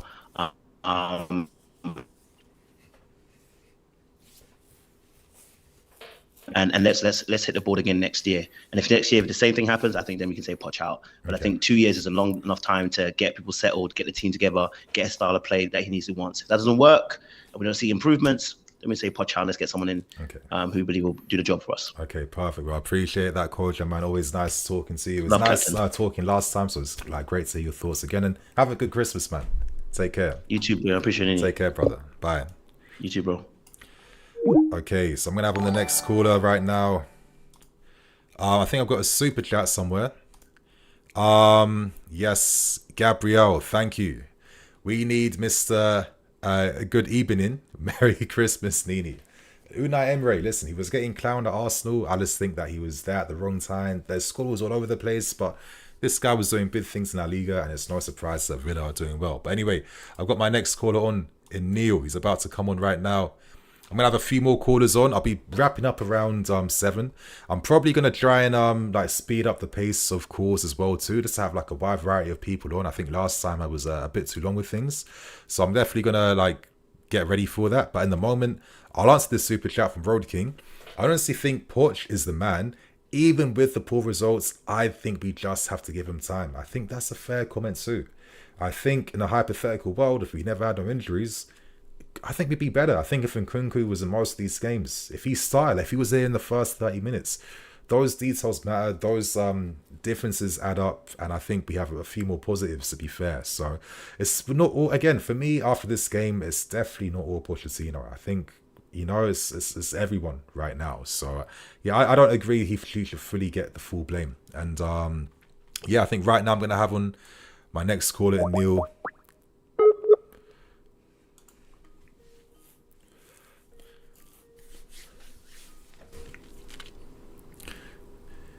Yes, Neil, how you doing, man? Yeah, perfect. Great to have you on. And obviously, after you losing yet again, I think that's eight losses this season. Like, what's on your mind? How are you feeling? What annoyed you? Like, yeah, talk, bro. How am I feeling? It's a good question. Honestly, first of all, I'm not on this whole Poch out business, man. I feel like we need to come out of that narrative of always caring our managers, man. Like, give him time. We already know, like, he's not the elite manager we wanted. We always want a manager, or we always have a history of getting a manager that has always won titles, always gone to finals, and have always been that elite manager.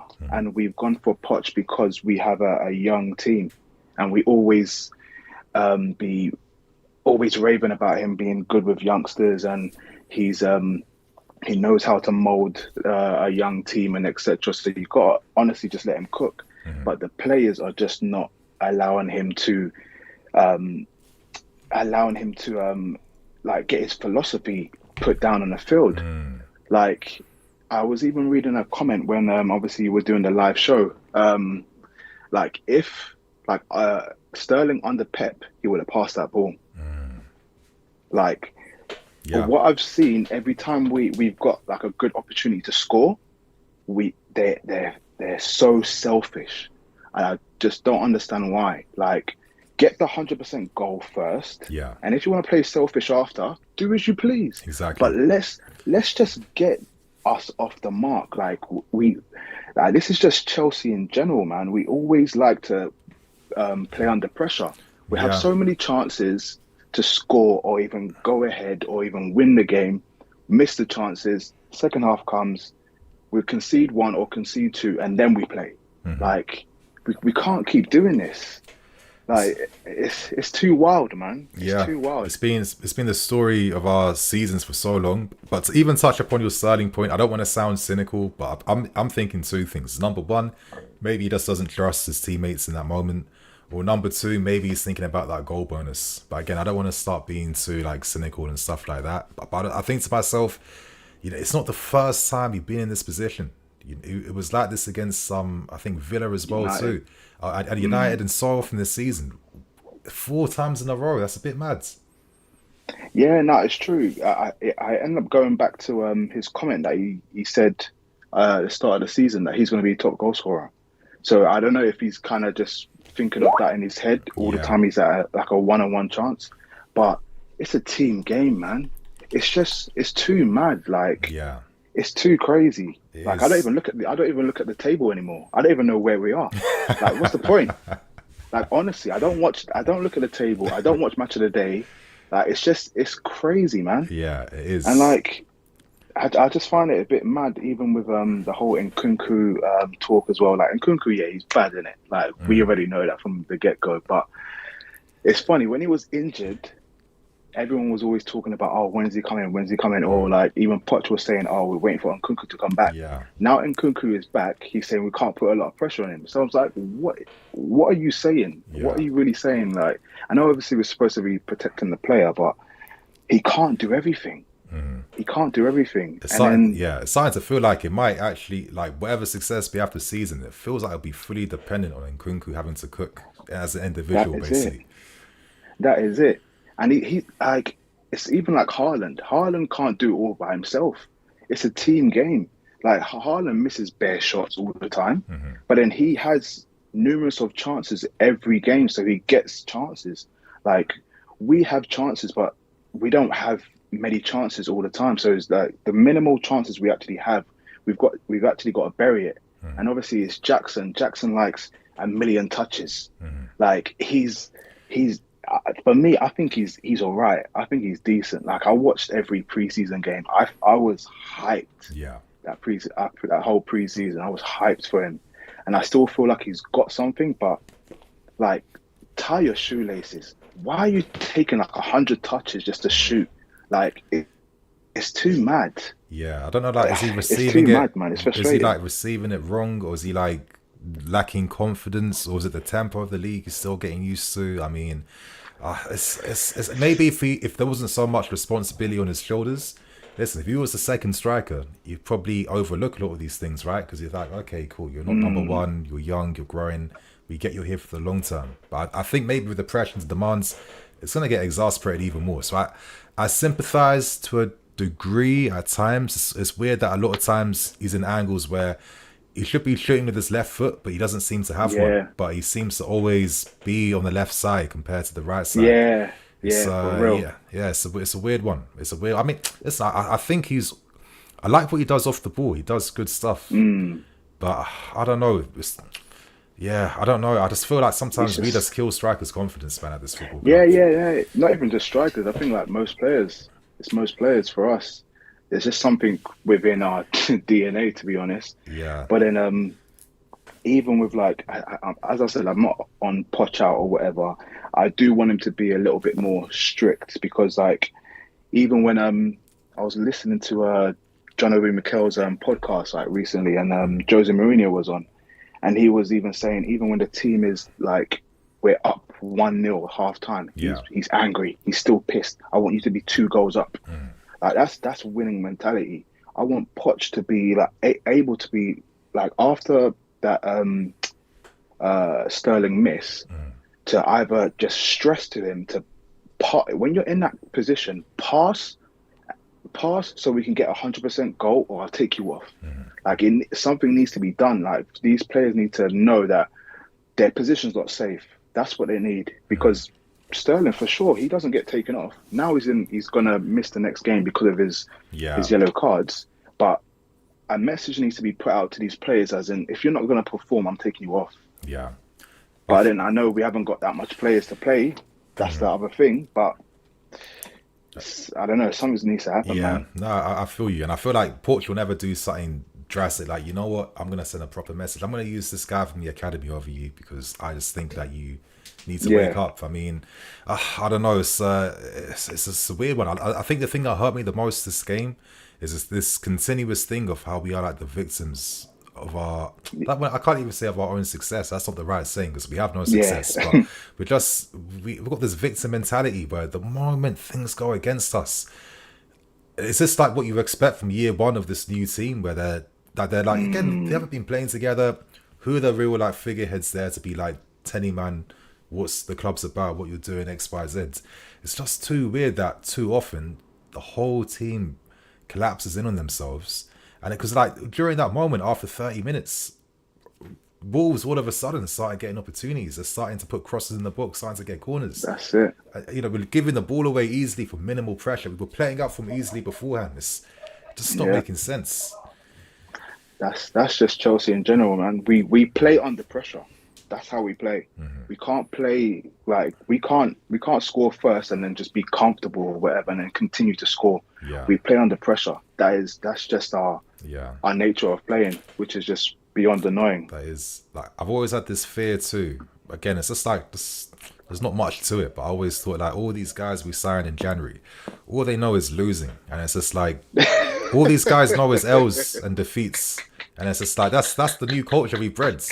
So like, are we like, you know what I mean? Have we just like, taught them loser culture, and this is why now they close up shop even more now. Like I don't know what it's like behind the scenes. Is Bowley and Igbali and that just like in the dressing room shaking guys by the throat, tearing up contracts? Like I don't know, but yeah, I know. I've been waiting for a prime special from Chelsea. Like I think they'll decline that, man, because it must just be illegal behind the scenes, man. Yeah, it's crazy, but nah, you're right, man. It's I don't know. Yeah, it's crazy. I don't know. But we just have to pray for everything else, man. Because my FPL has been messed up with Sterling and Palmer now. They're both off. yeah, that's it, don't man. know. That's it. But my friend, is there any other final points you'd like to make or anything you want to say? Yeah, last thing I want to say is, bro, just continue doing what you're doing, man. I think you're a solid YouTuber, honestly, man. I think I started watching you, on and off last season, because last season was an absolute joke. So I was a bit on and off watching you last season, but I just want you to continue, man. And I want you to hopefully get some more subscribers. You should have more viewers now, man, because even when I'm watching some other Chelsea YouTubers, they're good, but I'm not going to lie, you're my go-to. And it's because I feel like the way you structure your videos, it's a lot more. I just feel like you make more sense. Everybody else is kind of on a hype thing, but you're more like a bit more sensible, a lot more structured. So I'm just just praying for you and your channel, man. Bro, just continue to push what you're doing. Making me blush out here, bad with all these compliments. No, bro. It just clearly shows you're doing well, man. That's it, man. Just continue pushing.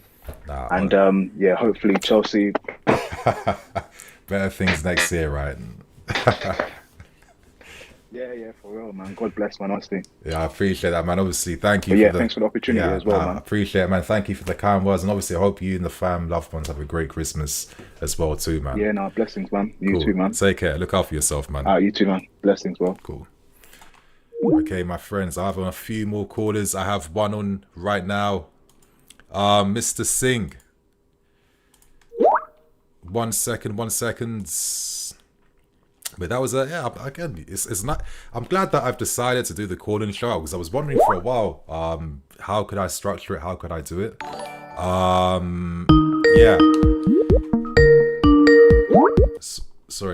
just love the fact that I can like talk with you guys 1v1. Everyone seems quite blessed. It's a nice vibe. It's nice energy. I like doing these. Should have done them a lot sooner, but yeah, I'm glad that we're doing it now. So I'm gonna have on a few more callers. I might even spend a bit more time. I know there's a lot of people that want to come on stream. I'm gonna do my best right now to go through as many as possible. Your seconds. I'm gonna have on Brohitso right now. Thank you, Brohitso, for waiting. And obviously, Raz, afterwards, you're gonna be next, man. So let's keep this show going.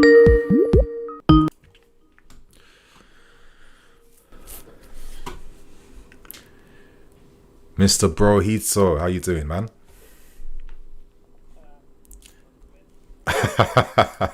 How about you, Brohitso? I mean, honestly, I'm not doing better myself, to be fair with you. I'm not even that excited for Christmas now. I feel like I'm gonna have just like a...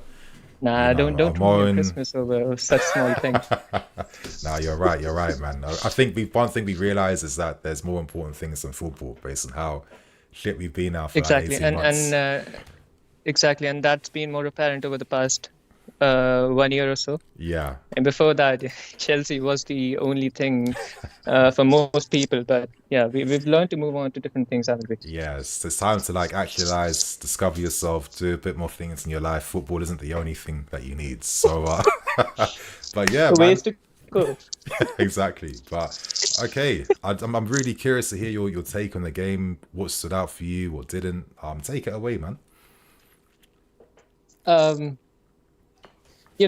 game being the game, and we had positives, negatives, and all of that stuff, and that's been sort of the story since the start of the season. We've already seen a lot of these performances, a lot of similar performances, but I think there are a lot of underlying issues that a lot of YouTubers, you included, and a lot of people that I've been in conversations with have talked about that I think would need answering sooner rather than later. The most intriguing of those questions is Pochettino. We might say that Pochettino is not the right man for the job, but I think there is a root cause for that, which is Pochettino is not the right man for the job because the board, right, doesn't back him. They're not backing him when it comes to Conor Gallagher. They're not backing him when it comes to him wanting experience with the signings. So how in the blue hell is Mauricio Pochettino going to be the manager, right? Our manager, the manager, the guy for the job. He's not going to be. He's not the guy for the job. He's always being questioned. He's not the right space of mind. He's not going to, put out his best team. He's not going to, go out there and select the players that he feels will be able to get him results. And, that will ultimately lead to what you saw on the field today. I mean, we played well. And I think, a lot of the previous callers before me, they were right in saying that we had, moments that can be, improved upon in the future games. But this underlying question that I talked about, right, is when will a certain manager get Pochettino? The board's backing. When will we get that? I think if you don't get that, yeah, there's no. I don't see a lot of positivity, in the future. I think that's a very good point you're making. If Tuchel wasn't it, who are we looking at? I think that's very fair. I think. That's why I wanted to mention the point in my review too, that, you can't just solely point the blame at Poch. You can't fool yourself into thinking that it's a one-man issue that causes things and he's the master that can control everything. Football is too complicated these days. It isn't as simple as it used to be. And I just think that you're fully right. I was covering the videos in the summer too. There was a lot of reports coming out from like big, press publications as well about the experience he wanted to bring in. We were talking about guys like Declan Rice being an option, guys like Lautaro Martinez. I know that Poch was a massive fan of Martinez, and it's just like, you watch games like this where, the story of our season's been doing 60% of things right and getting 40% of things absolutely diabolical and absolutely wrong. And it's just like, you can see the difference having a few more experience, better class of players could make. Even options like Dybala. I remember Enzo Fernandez talking about Dybala in the summer. Obviously, we didn't turn towards him because he's expensive and he's old and he doesn't fit the model and stuff like that. So we overlooked a lot of experience. In terms of what? Expensive. I think wages, I believe that's the only thing. Wages, okay. Yeah. It's because his release clause was around 12-13 million. That's nothing in today's market, isn't it? Yeah, I mean, it really isn't. And I think, obviously, look at the impact that he's having at Roma. I know he left Juventus. They couldn't agree on a new contract there.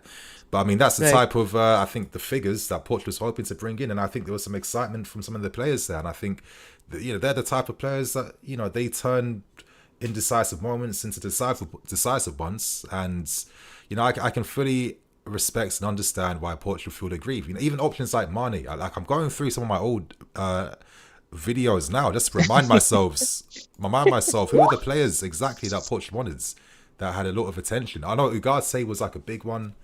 I mean, I think he's doing all right at PSG, but it is what it is. But I think Martinez and a few of these guys were the big ones he wanted, and we decided to go for other options. So, I definitely feel for Poch in that aspect. I mean, to even elaborate too, we remember even Cole Palmer wasn't a guy he asked for. That was recommended by the club. Yeah, it was handed to him. Yeah, right? And so there's been many cases like that. Yeah. Even though he's happy with Cole Palmer now, and I think a lot of the fan base is happy, but there's a lot to be said when, at such a crucial point in your window, and I think it was the last week or so when we really needed an attacker.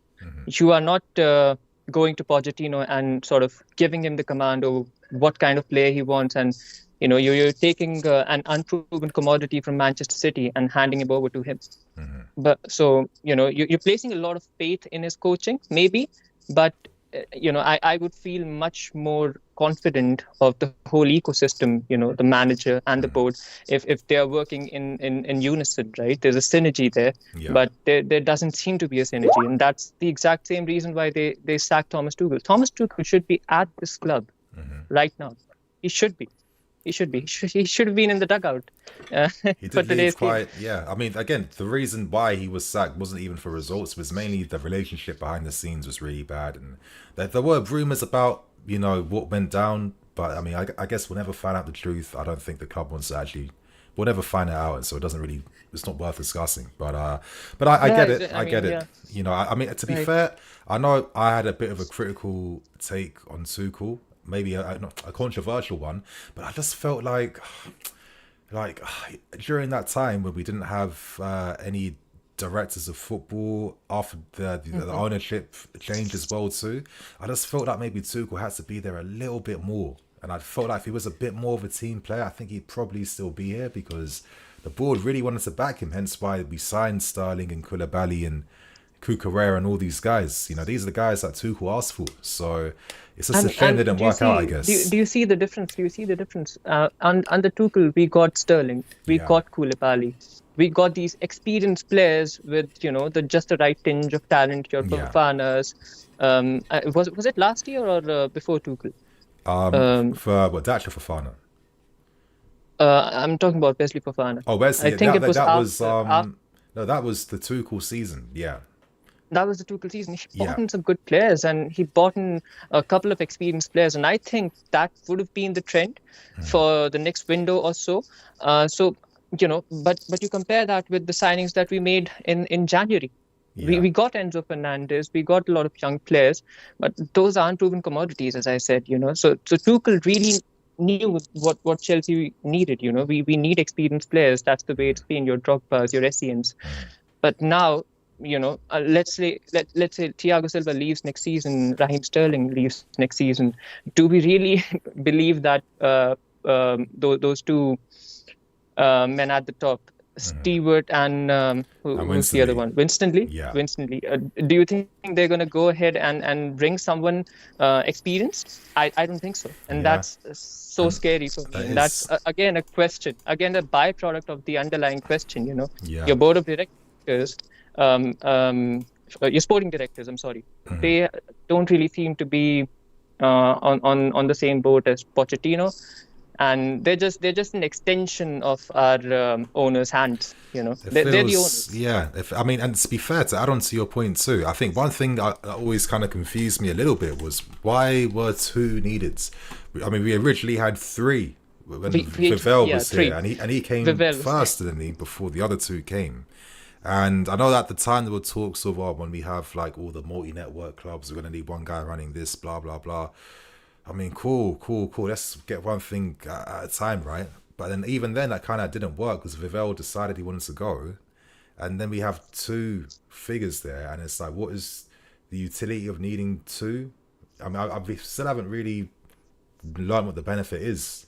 Like, do they ever have discussions where there's confusion in the market? I mean, hindsight always reveals a lot more compared to like seeing things in the moment. I think we can all agree on that. But I think especially in terms of deciding how to like address the attack during the summer, we were so close to many guys. I look at like Barcola before he went to Paris Saint-Germain. Obviously, we didn't sign him because we didn't let Leon have Andre Santos, and obviously guys like Olise, he did the release clause and. Until we messed up the Lewis Hall thing, could us be agreed personal terms before you were just letting them stay there in the backgrounds? You know what I mean? I don't understand how we can agree personal terms with Kudus and then he signs for a team like West Ham. How can we mess that up? Yeah, I mean, how can we just left them waiting? I guess we're exploring other options, and then in the end, listen, Palmer's doing well, but he was nowhere near first choice or anything like that. So it's a bit, I don't know. Does that sum up? I mean, it's only hypothesizing. I have no answers. I'm just talking top of my head. But can that sum up the lack of clarity from leadership at the top when there's all this indecision around, you know, who to target and who to go for? Right. Yeah, it's a bit of a sticky one still, as they say. I would really be surprised if they sack Pochettino before the end of the season. I don't think they do that, and I don't want that to happen. I want my club to stay with a particular manager, you know, back him for a change. I think they were on their way to do that with Graham Potter last season, but you know, things got so messy that we had to sack him. But you know, the irony in the situation is clear, right? We hired Pochettino and he's performing worse than Graham Potter. And it's like even Potter, you could even argue, listen, he was working with the squad that had 30 plus players injured. All the injuries he had too during December, he had so many things against him. It's crazy. But just so I can interrupt you quickly, I have a super chat here from Alhambra. Alhambra, this isn't about the chef, it's about the food buyers, the front of the house, the menu, and the restaurant concept. You can't outcook that. I like the metaphors. I think it makes a lot of sense. We're still trying to figure out what the concept is, and I think we've bought a lot of ingredients first at times without really knowing what are we trying to make. I think we can make a lot of beautiful meals from the ingredients, but we're not sticking to, okay, are we Italian? Are we Chinese? Are we Indo-Asian? Are we, you know what I mean? We haven't figured out exactly what type of club we're trying to be like. Sorry with these terrible I think on the field we're well on our way to find something, find a pattern of play, and I think we were able to do that today. But until and unless we have clarity at the top, that will not do us any good on the field. Yeah. That's what I feel. Okay. It has to come from the top. Yeah, you're 100% right. But my friend, any final points you want to make before I bring on the next caller? My flowers to you, Nini. I've been a viewer since 2018, so I've seen your channel grow year on year, and I think you're doing a wonderful job. When it comes to Chelsea specifically, I just hope we get the Carabao Cup this season. That will mean Conference League next season. Let's see season on season, but it doesn't look too good at the moment. It's not looking great, and obviously, thank you, man, for the very kind words, and it was really nice talking with you too. Have a great weekend, man. Look after yourself. You too. Merry Christmas. Merry Christmas. Thank you. You too, man.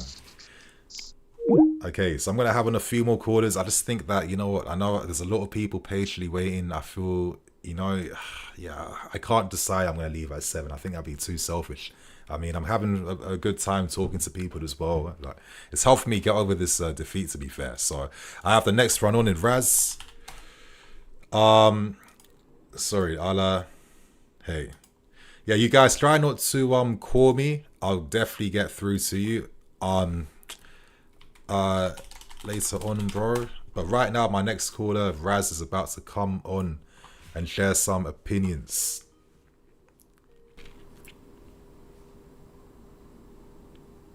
Yes, Raz, how you doing, man?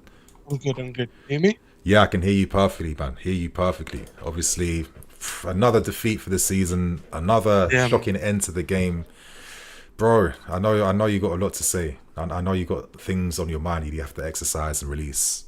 It feels like we're saying the same stuff after every game. Mm-hmm. I don't feel like there's an easy fix to this. Mm-hmm. Bro, Jackson and Sterling ruined my Christmas, and I don't even celebrate. I don't even celebrate the thing.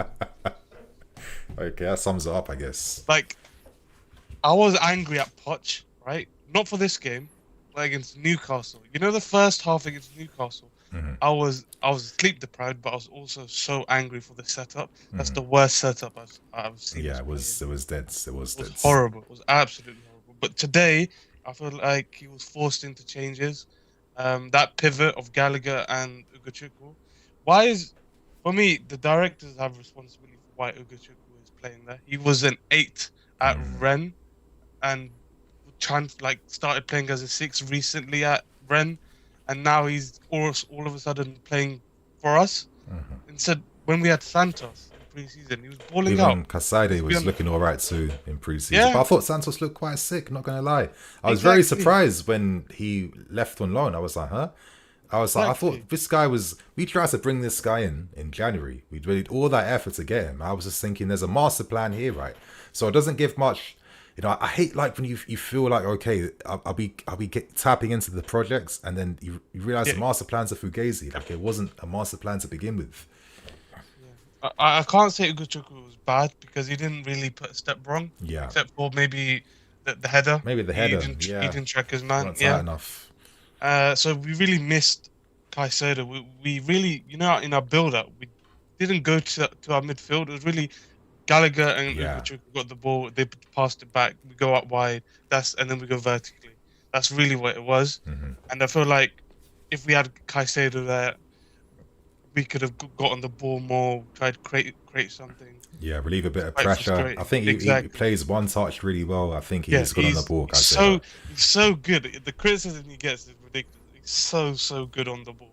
Like that. He has a couple games where he's not on it with his tackling, but so far on the ball, I can't. He's been sick on the ball. Like again, and I like the fact that he's started a bit iffy, but I can get that. And again, I'll keep saying it. I know that he won't be good till next year, because any player that doesn't have a pre-season, they never like come good eventually. They get better, but they don't show their peak form. I just think that my only criticism of him, maybe it's unfair based on the rep, I don't know, but I just feel like, you know, just get the key tackles right. You know, maybe I got too greedy getting used to that with Kansé. You know, like he's a get out of jail free card.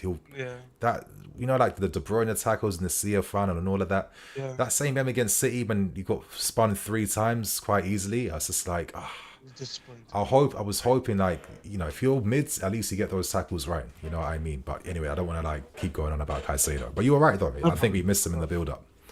Yeah, these two directors, I want to have confidence in them because I like the idea of the project. I feel like we've gone way too young, and some of the decision making I just don't understand. Why did we get, let's say, like, not to be disrespectful, like Monaco? Why did we get their centre back partnership and decide we want both of them? Yeah. And we believe they're going to be as good for us, for our level, for what our level should be. Yeah, it's an interesting one. It is. It's like Badiashile, I was happy with him, but why did we go in for Disasi? We have Chalobah. Chalobah, I forgot about Chalobah because he's gone. Like, we haven't seen him. Yeah. How long? He's such a good profile to have. Like, he's good on the ball, good, and then put him on the right back. Put him right back. He's a solid right back, up and down. Gets goals, contributions. I mean, he's like our Tomiyasu. You know how they have You're right. I see him as a Tomiyasu almost. And I feel like there's a lot of it's the same issues every week. Like Mudryk, he's doing all right. He's not showing enough. I feel like Mudryk starts well. Like when he starts a game, plays well, but when he comes off the bench, he doesn't have an impact. Yeah.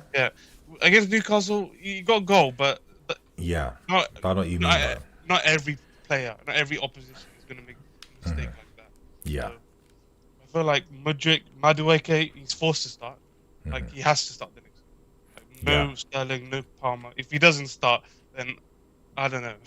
I don't know what. And I hope if he starts with Gusto. I feel like Noni could have fun if he was if he had more support. And I actually think we also forget with Noni. This guy, I saw more as like an inside forward at PSV, where to be a teenager getting double digits for goals and stuff, it's not, you know, it means you got something to your game. And it made me think to myself, like at PSV, he get released in behind early. And I feel like us on the other hand, I guess it's weird. It's like we do it sometimes, other times we don't do it. When there's the option to play that pass early, some guys mouse up and they don't want to do that. You know, there was times that Madueke was a lot closer to goal, you know what I mean? So I don't know. I hope that he gets an opportunity against Palace. I think there's something here in the player, and you know, I want to see that goal threat from Noni come back because he does have that in his game. It's not like it's like completely gone away.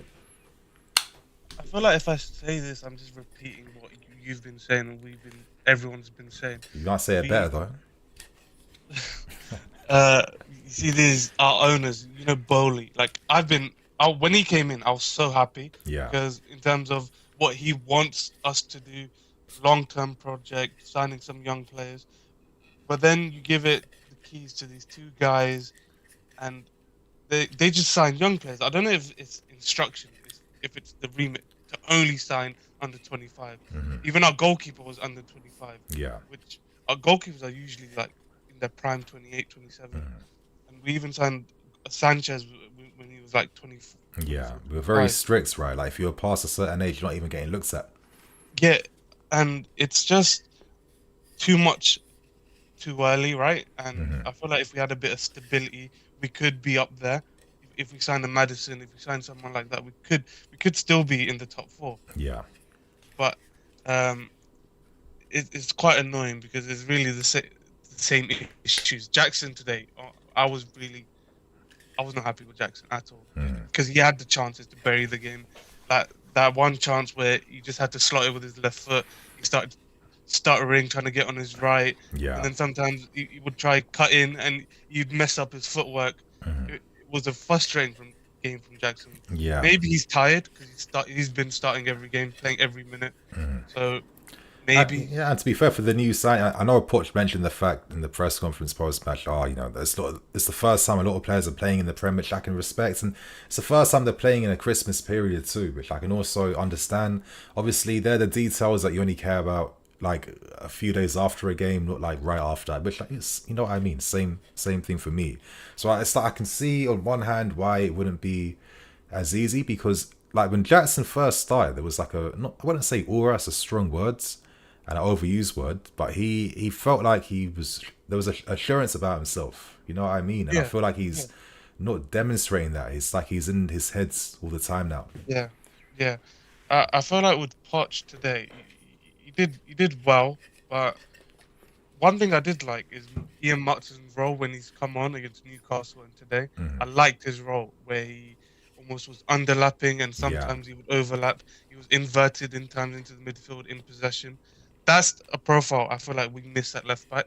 Cucurella, he's not the most technical. He doesn't really use his right foot. Nah. And Chilwell, he's more of an up and down traditional left back. He doesn't use his. He's not technical. He can't invert.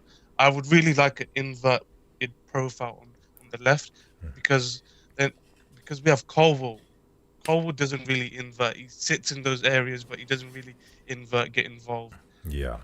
So I feel really. I feel like then we could have a team where we could play a front five with Nkunku in his best position, Palmer in his best position, and then two wingers out wide with a striker. Yeah. I feel like if we had a profile like that. But, I agree, but the only thing I disagree with, and maybe it's just like my thing, but I think Ben is a lot more underrated. I think his loss is felt a lot more. He can play both boxes, great engine, good aerially. This timing of the overlap, I think, is that good that Poch was thinking, shit, I got to use this guy at left wing because Mudrik's not doing it for me right now. And obviously Ben was getting those moments on goal and stuff. And I think he can underlap and you know what I mean, and overlap. I think he's if Ben was still available, I don't know if Poch is using Cole at left back still, to be honest. I think he might be using Ben. Yeah, I think he would be using Ben, but I don't think he would be inverting it into midfield, right? I like to think he's But you'd be underlapping, overlapping constantly. Yeah. And he's amazing at that, honestly. Yeah. I agree, he's amazing. And I just think to myself, this whole like underlap invert thing with Cole and that, I mean, I know I keep saying this word all the time this season, utility, but I just don't fully see the full benefit, honestly. I actually think sometimes we might miss having someone deep on the left who can open up angles of this passing. And I think when it's mad when you have both Badia and Cole, that they will still be out of position around the team. And, you know, is there a conversation around this continued use of like the Sassy Silva as if it's like, you know, it's become the go-to partnership out of, what is it, necessity or what really? I don't really like that partnership. Yeah. It's obviously Silva, he's not really the quickest. 39, how can he be quick? The Sassy, we've seen he's not the fastest. So yeah. And when we're trying to fight transitions, I don't think that's the best pairing. Yeah. I think the best pairing I've seen so far is Silva and Colville. Yeah. And not Colville, sorry. I meant to say Badia. Okay. Because we haven't even seen Silva and Cole. I don't remember maybe one game Cole played in a cup game where he played left centre back, and I was really like Cole and Silva would be my pairing, but Badia and Silva is the only thing we've seen. So I'd like to ask you, like, okay, your with Silva, Sterling and Palmer out, who are you playing? Silva, Sterling, and Palmer out. No, not Silva. Sorry, I misspoke. You mean Sterling and Palmer? Yeah, just Sterling and Palmer. They're out. And okay. You have to factor in Caicedo might be in and might not be in. Yeah, exactly. It's an actual sticky one, to be honest. Again, I don't know if I'm comfortable to start in Nkunku. I just think that if he was to get another injury, my God, just end the season right now. I can't do that. I feel I like the fact that Poch is taking his time. No matter how desperate he is not killing the player. And I think you're going to get the trust of your player then if you're going to put them first. So I like that. So I might not start him. I'm looking at again. I thought Broja and Nkunku. Listen, if they flipping finished their chances or took advantage of them, they did decent stuff together. And I just like the fact that we had 2 strikers against Wolves' back line, and we were moving them a bit. We were forcing last-ditch tackles. It was okay. But I feel that obviously Noni will have to be on the right-hand sides. Probably Mudryk as well too on the left. I think he'll have to start out of necessity, and maybe Nico as well. I just think at the moment Nico is better than Broja because he does more off the ball than what Broja does. I just think Broja, you know, I fully respect this guy. He's been out for a long time, but I think we're talking about Jackson's misses. I also think Broja today did not help us in terms of finishing. You know what I mean? Not both. I mean, it's one I'd consider, but at the same time, maybe it's Madweki, Mudryk, 2 inverted guys that can try and come in closer, hopefully, and maybe like support them and flipping like Matson and Gusto on the left and right. You know what I mean? Just to try and take. If you're gonna have inverted wingers who want to cut in, let these guys have the width to do that. You know, they can't be outside wides hugging the touchline all the time, and then. How are they going to get near goal? Like, it doesn't make any sense to me. So that's how I see it, man. But my friend, any final points you want to make before I bring in the next caller? I'm definitely not Poch out. Okay, good. And also, you're killing it for sure. I just want to say you're killing it. I've been watching since what, Conte, maybe before Conte. Yeah. And you know, I went back, right? I went back.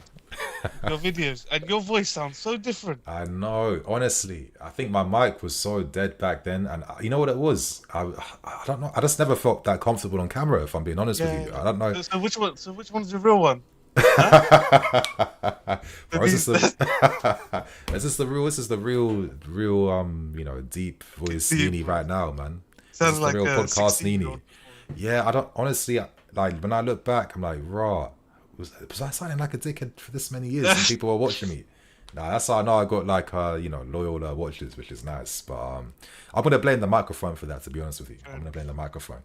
But my guy, man, I hope you have you know, good Christmas. If you don't celebrate Christmas, a good weekend, good life, all that positivity, man. You too, man. You too. Appreciate that, and hopefully talk again, man. Take care. Have a good one. Take care, brother. Okay, my guys, I have a few more callers on right now. I know some have been patiently waiting. I appreciate it. I'm gonna have on Mark next. I'm gonna go through some super chats if I have any. I don't think I do right now, but I'll answer some questions in the chat in the moment. Matthew, Poch in? Yes. So you guys are still support Pochettino. Hodge, NiiNii, on a scale of wash to wash, how washed are we? Wow, I think I think we have to start using different terms other than wash now. I don't even think wash fully describes where we are right now.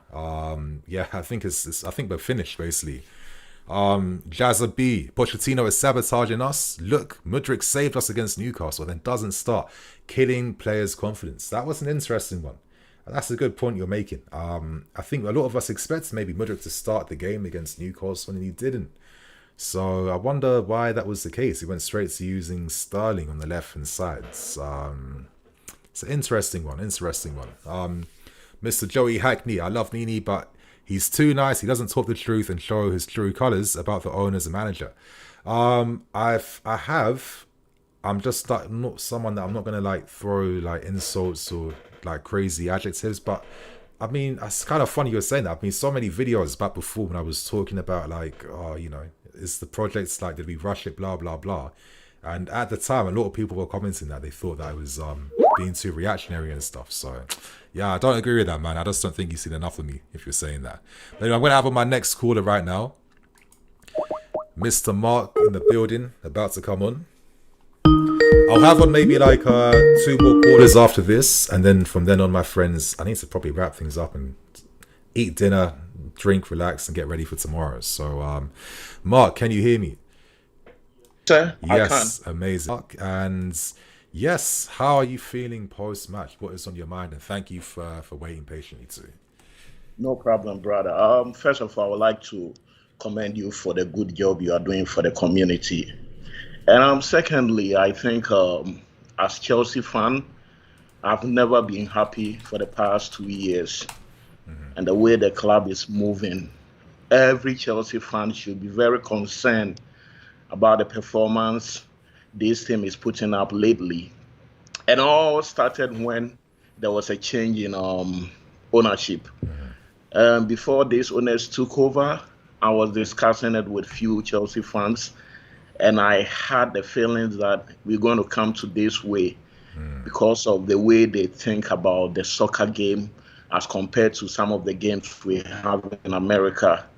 And I think technically they are not very perfect. And as to how they are planning and get success for the club, I don't know what is going on. I wouldn't say they are enemies of the club, but I think they need to get expertise. They have to seek the right people for some of the job, and things will be happy. You wouldn't want to tell me that we spend 1 billion for this for the season, and it's very, very concerning. As a Chelsea fan, I believe there is so much of work that we have to do, and I will urge every fan to just exercise restraint as at now, because if we say sack him, do this, it's not going to be good for the club. Poch just took over 6 months ago. And the question we have to ask ourselves is, as a football club, which direction are we going? Do we need a very sharp resource, or do we need a long-term planning? And if it's a long-term planning, what are they doing to make sure that we are successful in the future?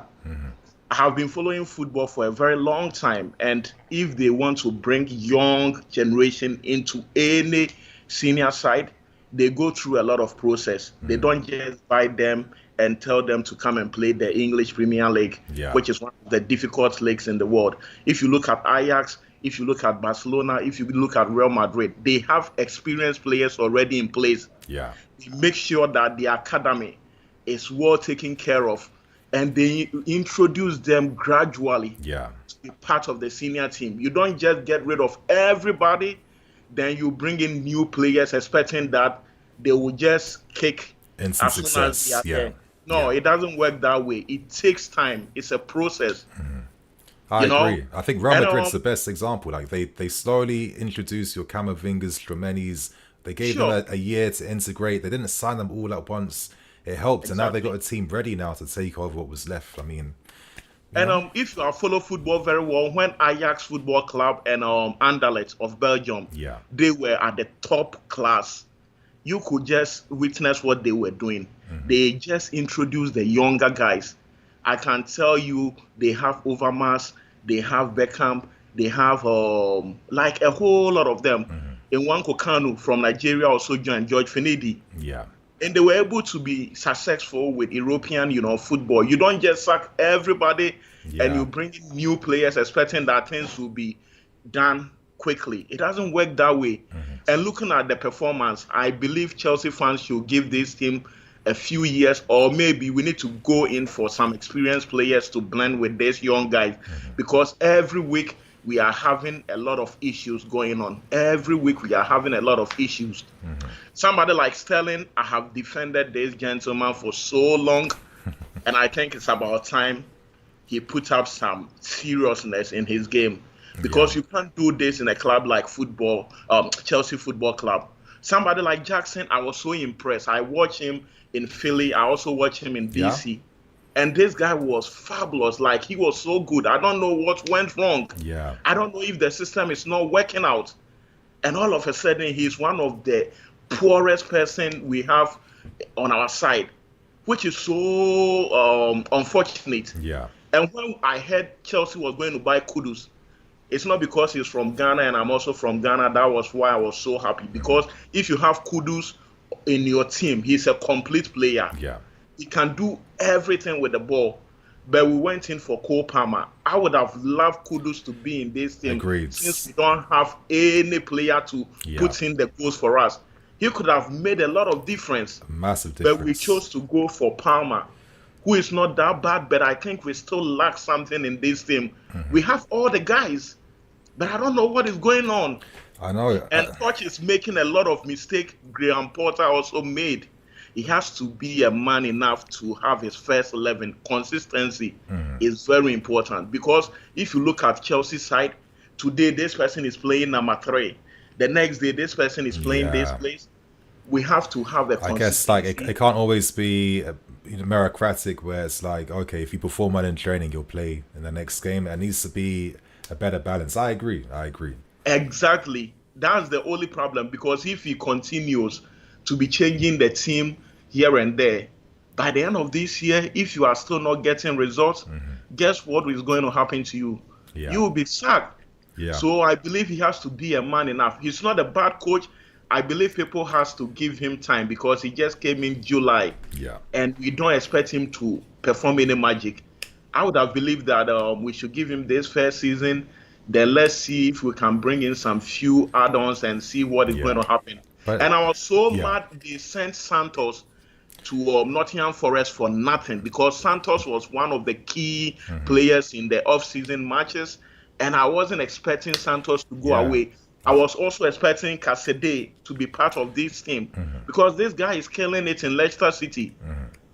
You know? I think from what I heard, I think maybe Pochettino actually picked Leslie over Santos. I think maybe it's because of his height or reasons like that.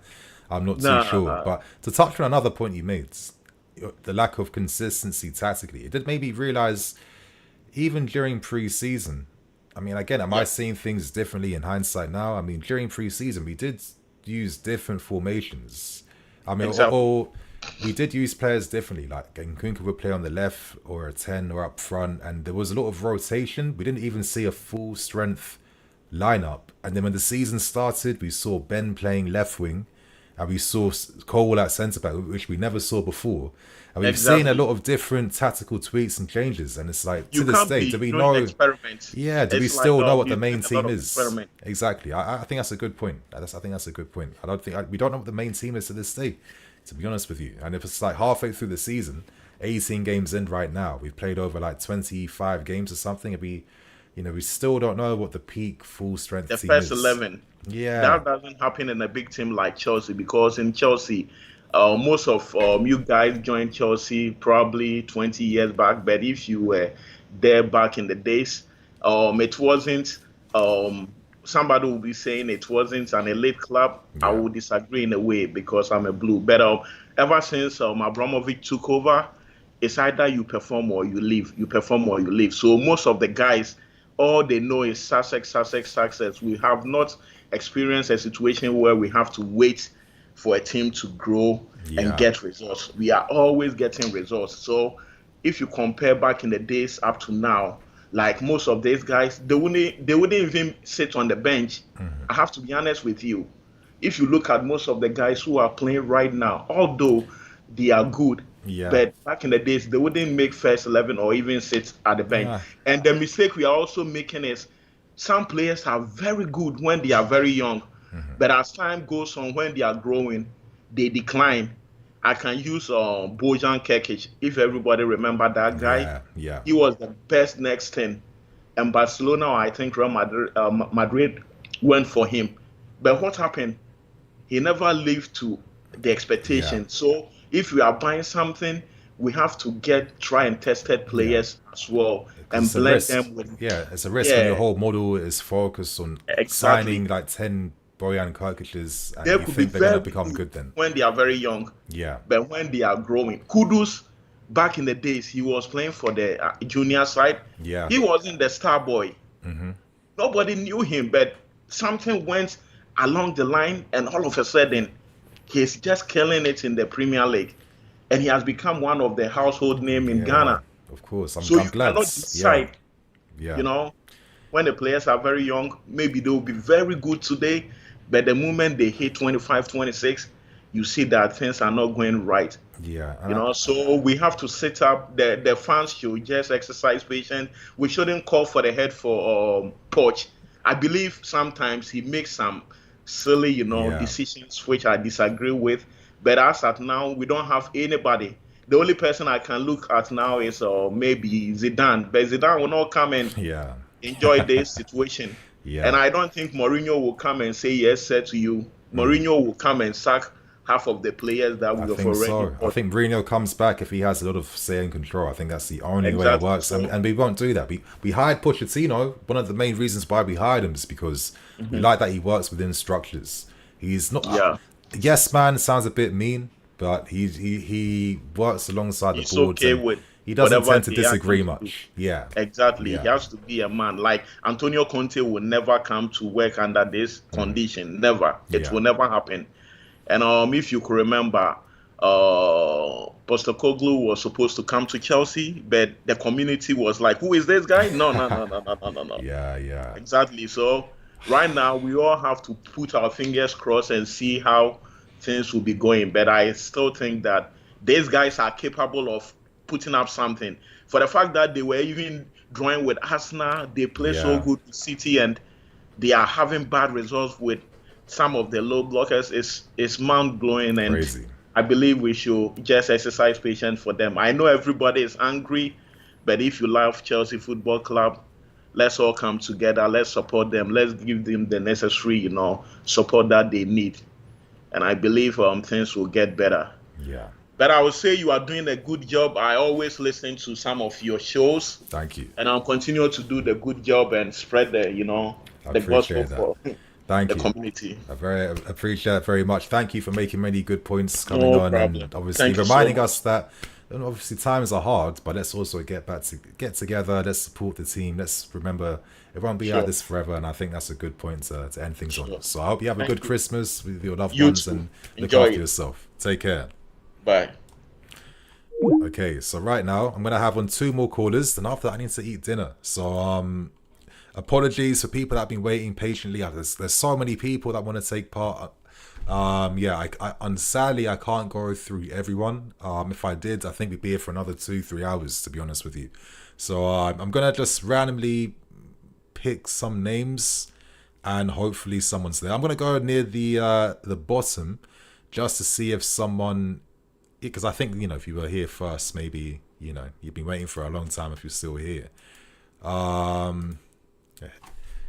Hey.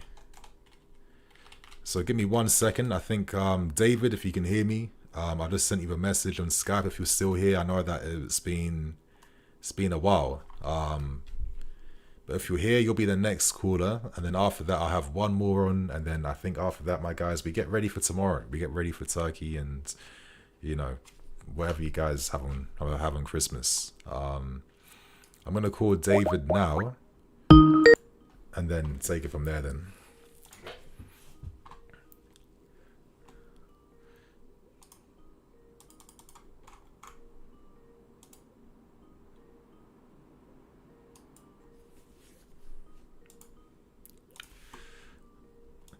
Okay, I don't think David's here right now. Obviously, apologies for waiting so long. I'm going to have on another caller, and hopefully they will be on.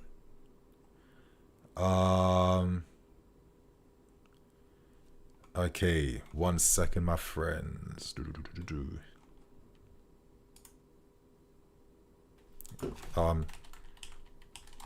Need time?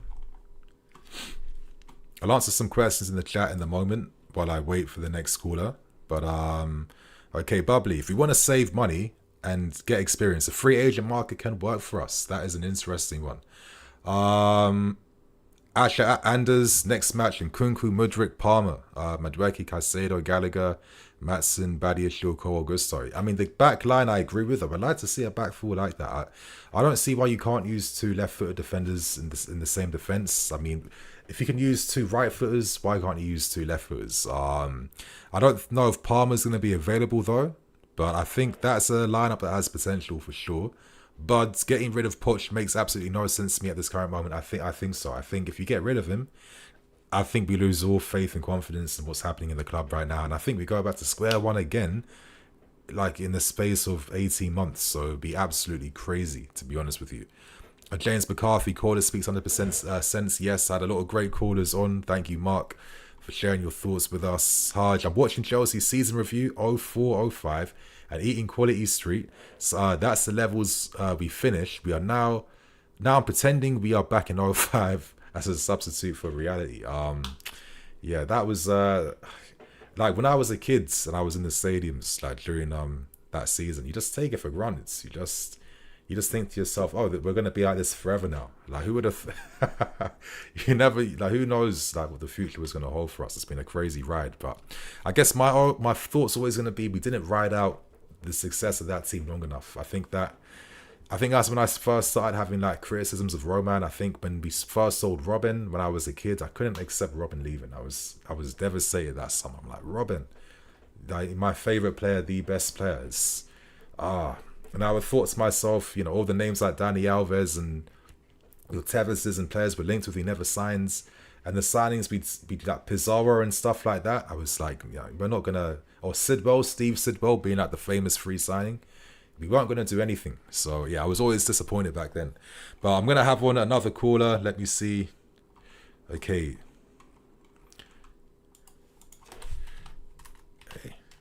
Hey. David, can you hear me? If so, you're on next, man.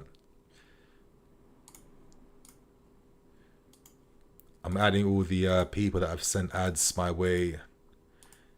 I'm just gonna go through until someone's on next, basically. Hey, if you've added me and you want to come on, maybe even send me a message now so I know who's available. Okay, so I've got on the next one, Ohi. So Ohi, you're gonna be next. Before I do that though, I've got a super chat from Aziz King. Jackson is the worst player to ever play for us. Worst African player to ever play for us. To be honest, I will call Lukaku to come back. Get Mourinho as well. Oh, bro, I hear you on Nicholas Jackson, but I feel like we got to be a bit patient with the kids. I get it. He doesn't look like he's a kid, but he's still quite young. I think it's harsh to say that. There's still more left of the season to come. You know, I think worst player, I mean, that's a very strong statement. He does good things off the ball, on the ball. There's something there. I mean, let's see what happens. I think maybe in a different timeline, Jackson's a guy that goes to like a Napoli. He stays there for like 3 years and then he becomes like the big money striker in the future. But I hear you, you know, Nico needs to do better. Hopefully he gets there. And again, thank you, Aziz, bro, for always supporting and sending the super chats. It's appreciated, man. Thanks. So anyway, I have on my next caller now in Ohi. Let me just get you on screen now, man. And yes, my friend, how are you doing? Hey, can you hear me? Hey, man, can you hear me? Hey. Yes, hi, man. Hi, man. Can you hear me? Perfect. Yes, you are on now. I'm going to have you on connected. Boom. Yes, Oi, how are you doing? How are you feeling? What is on your mind? And thank you for waiting. Oh, not a problem. I just feel the season was ended from the start. Yeah. Only the preseason really hyped me up, if you want me to be honest. Okay. And I feel like we let go a lot of like young, promising players like Ruben Loftus-Cheek, man. Come on. Yeah. I mean, I agree. I was saying I would have kept him in the squads. I would have kept him there. I think it would have been useful. And he is the only midfielder who can actually go from midfield to the opposition box. Exactly. If you look at our current midfielders like Caicedo, yeah, they'll do their job. But who's going to run with the ball? At City, you have Bernardo playing at midfield, running at defenses, tearing them apart. Who have we got? We sold all the players. You're right. And just to add to that, this is another reason why I'm on the Kudus, because I'm thinking we don't have that transitional guy that's going to carry us there. And I feel like let's see if you have like Caicedo and then like Enzo, you need that connector alongside them to make that three like make sense. Exactly. And second of all, we don't have a striker. We had Lukaku. Okay, he has a bad history with the club, but at least this season we needed someone prolific like Lukaku. You know, he's banging goals in Serie A. Yeah. Jackson, as good as he is, he's not in my opinion, he's not a number 9, if that's what you want to call it. Okay, you know, let me just ask you to elaborate on that, because obviously I know that's the popular consensus. He's not a 9, but obviously we've seen a lot of strikers play for us over the year. A lot have struggled. What is it about Nico that stands out that he's not suitable to 9? Is it more he just doesn't have it?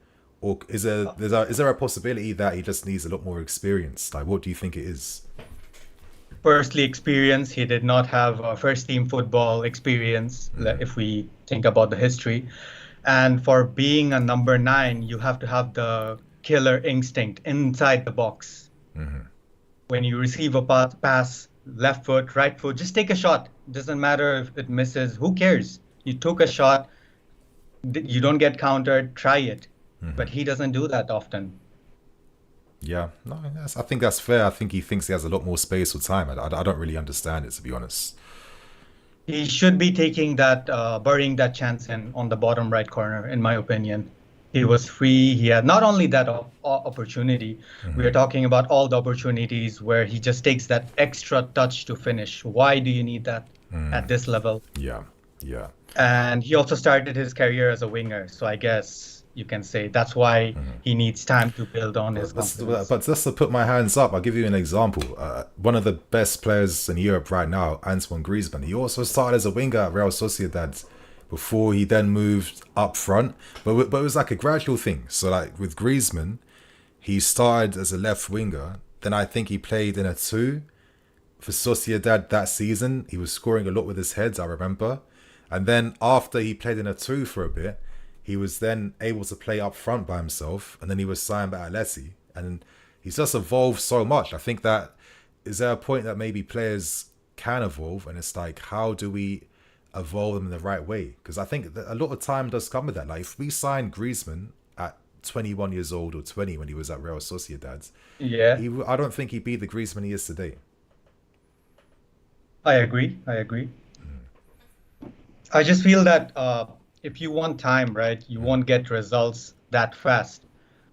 Being Chelsea, it's about winning. So we need a balance where we can actually win games and at the same time develop the players. But it feels like we're just developing. We don't know where we're developing, attack, defense, what is going on, but we're just in the developing stage. Yeah, just stuck there. Just stuck there, man. Exactly. Yeah. Just stuck there. And I also don't get the use of using center backs on the flanks where we need support. Wingers are being like, let's say, Cole Palmer, Sterling. Yeah, Sterling missed that easy pass he should have.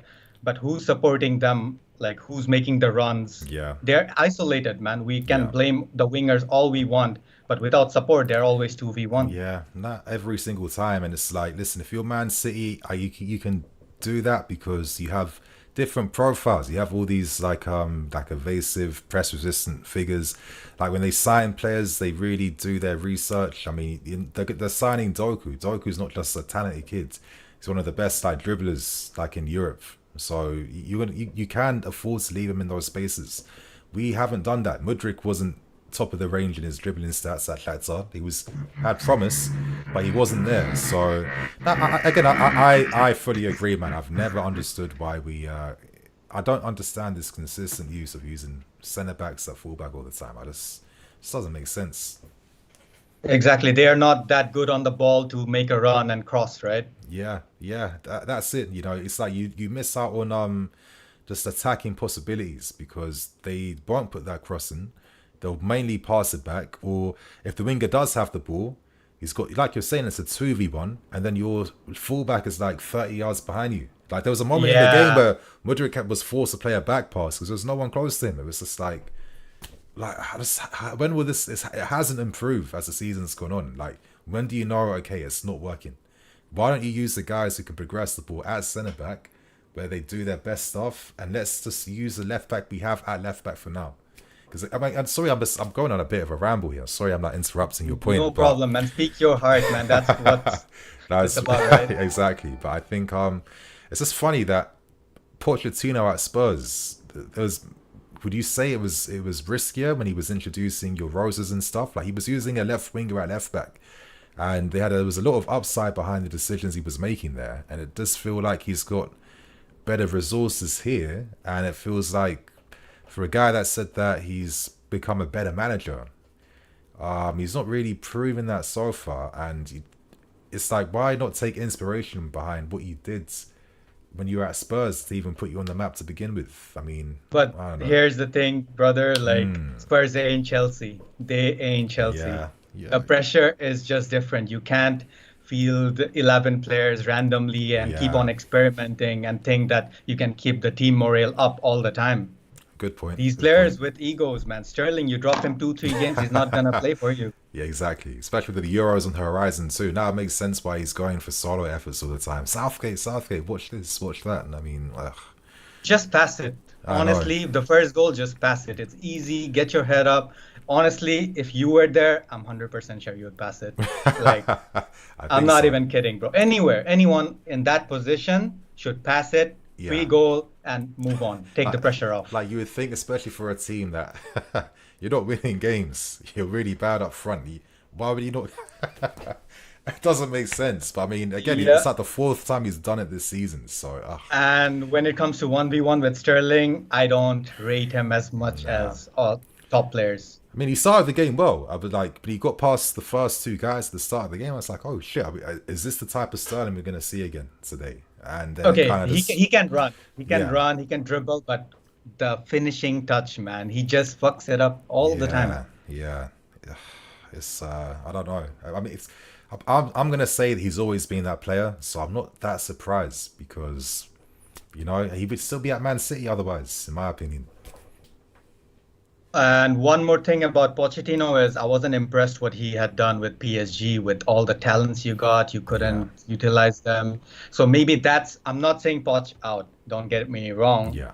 But I feel like Poch doesn't utilize his resources as well as maybe what a Mourinho right now would do. I'm not saying Mourinho, bring me on Mourinho, but I'm just saying the elite managers, even Tuchel, he used the best of his abilities to win the Champions League, man. Honestly. Yeah. Like with whatever he had, he just used them right. And if you give this squad to Tuchel, I'm telling you now, he would be in a much better. I think he'd be doing maybe better things. It's interesting. He's getting a lot of criticism with certain Bayern fans, but I guess listen, Bayern Munich is the higher standards. Their fans, they don't know what it's like to be in a situation like ours, to be honest. But not for a long time. But we had a direction with Tuchel. We know what we are up against. We know what we are gonna do in the game. You know? We did. Again, my thing is, and I know I've always been pretty controversial for this, but my thing with Tuchel was just the attack. I didn't like the fact that he never got the best out of it, and I didn't like the fact that he couldn't even get the best out of Lukaku. I think the way he used Lukaku is a complete disgrace, and it's just like you don't use a guy like this at all. And then after that, then the decision making in the market to sign certain players.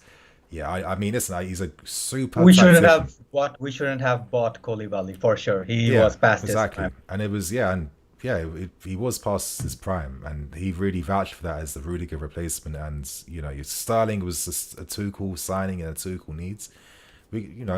Hopefully a Saudi club comes in for for Sterling eventually, because otherwise I think he's going to be eating up wages here for a long time. Get him off for 60 million, 50, whatever. Yeah, whatever. That's the wage bill, Even if it's 40 million and I'm getting 300,000 off the wage bill, I'm happy with that, to be fair. Mudryk got potential, honestly. If you would say play Mudryk, give him time. He's still young. Let's not forget that. Yeah. And that's the thing with a lot of these guys. They're at the really young stage where it's like, realistically, you can't write him off after 1 year. Imagine, remember when Vinicius Junior was getting criticized for his performances and the whole Benzema meme, he's playing against us. And he was playing worse than Mudryk. He couldn't pass the ball, anything. That's like, it's part of the game, but look where he is now. So, if he had some experience scattered in, it might help, but even today, I would say like Mudryk and Nkunku were the only 2 players on the same wavelength.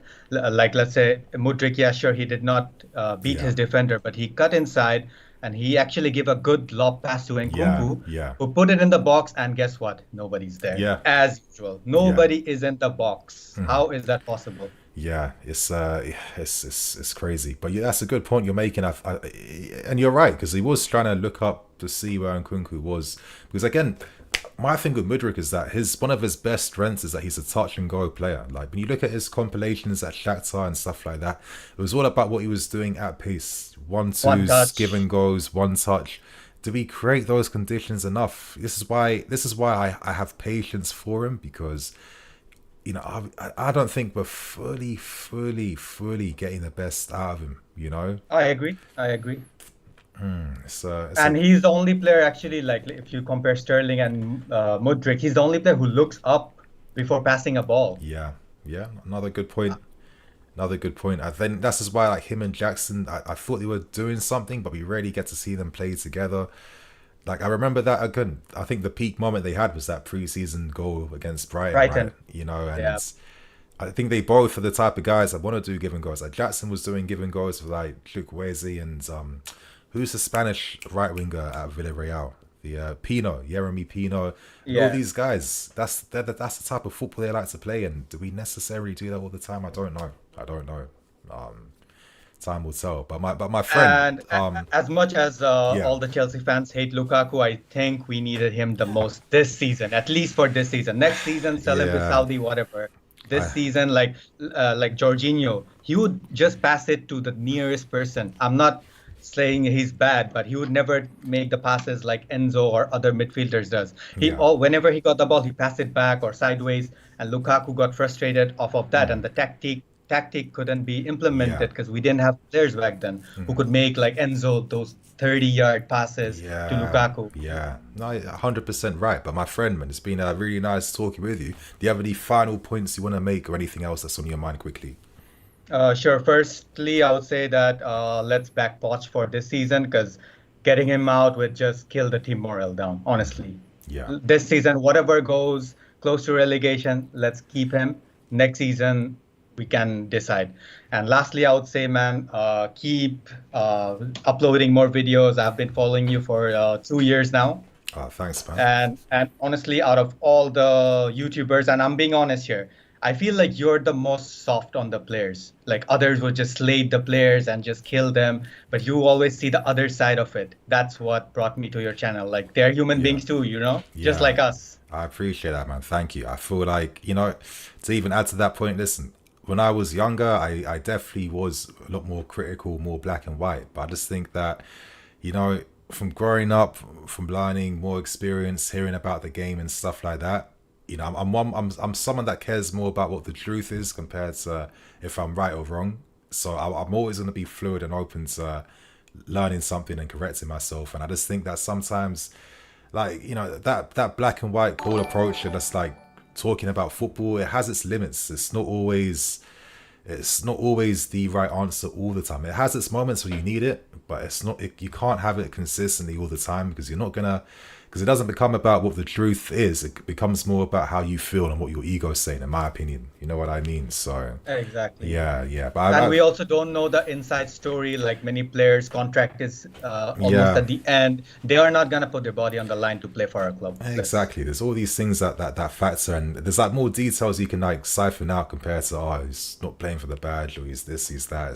It's just because otherwise, for me, it's just like the same conversation you hear every year. It's just recycled, basically. Is how I see it. But yeah, man, obviously I appreciate that you've been watching me this past 2 years. I hope you have a great weekend and Christmas and all that good stuff, and hopefully talk again soon, man. You too, man. Take care, brother. Take care. Thank you, man. Take care. Okay, so right now I'm gonna have on my final caller, but before I do that, I've got some super chats here, so I want to say thank you to everyone that sent them. Aziz, Nini, we can't be patient with this no more. I feel your pain, Bran. You know, it's approaching 2 years like this. It's not ideal.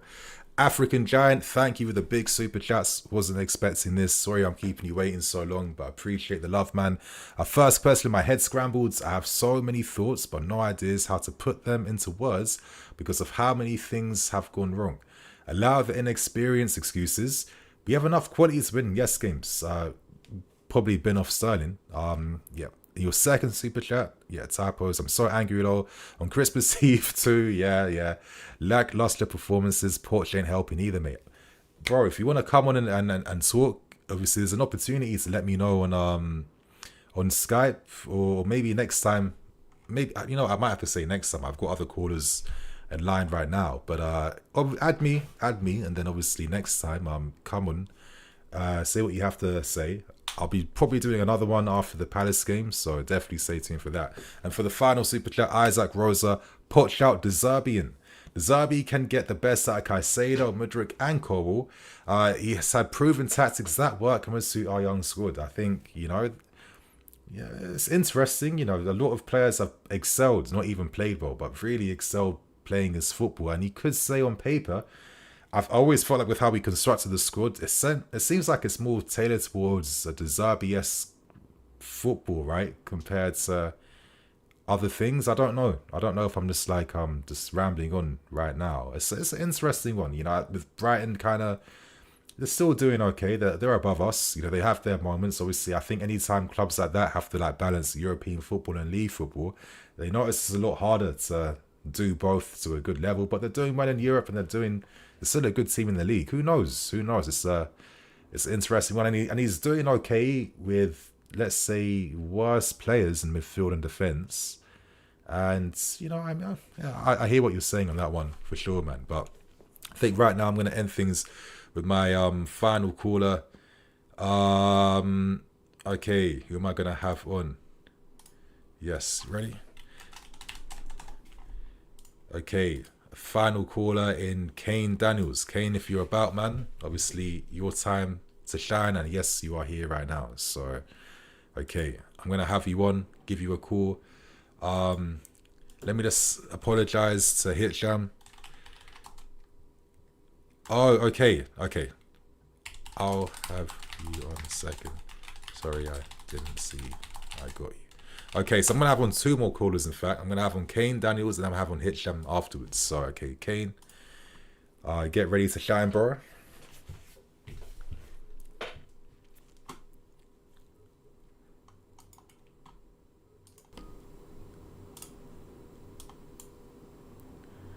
Yes, Kane, how you doing, man? Can you hear me? Hey, man. Is your microphone attached in the settings? Yeah, can you hear me?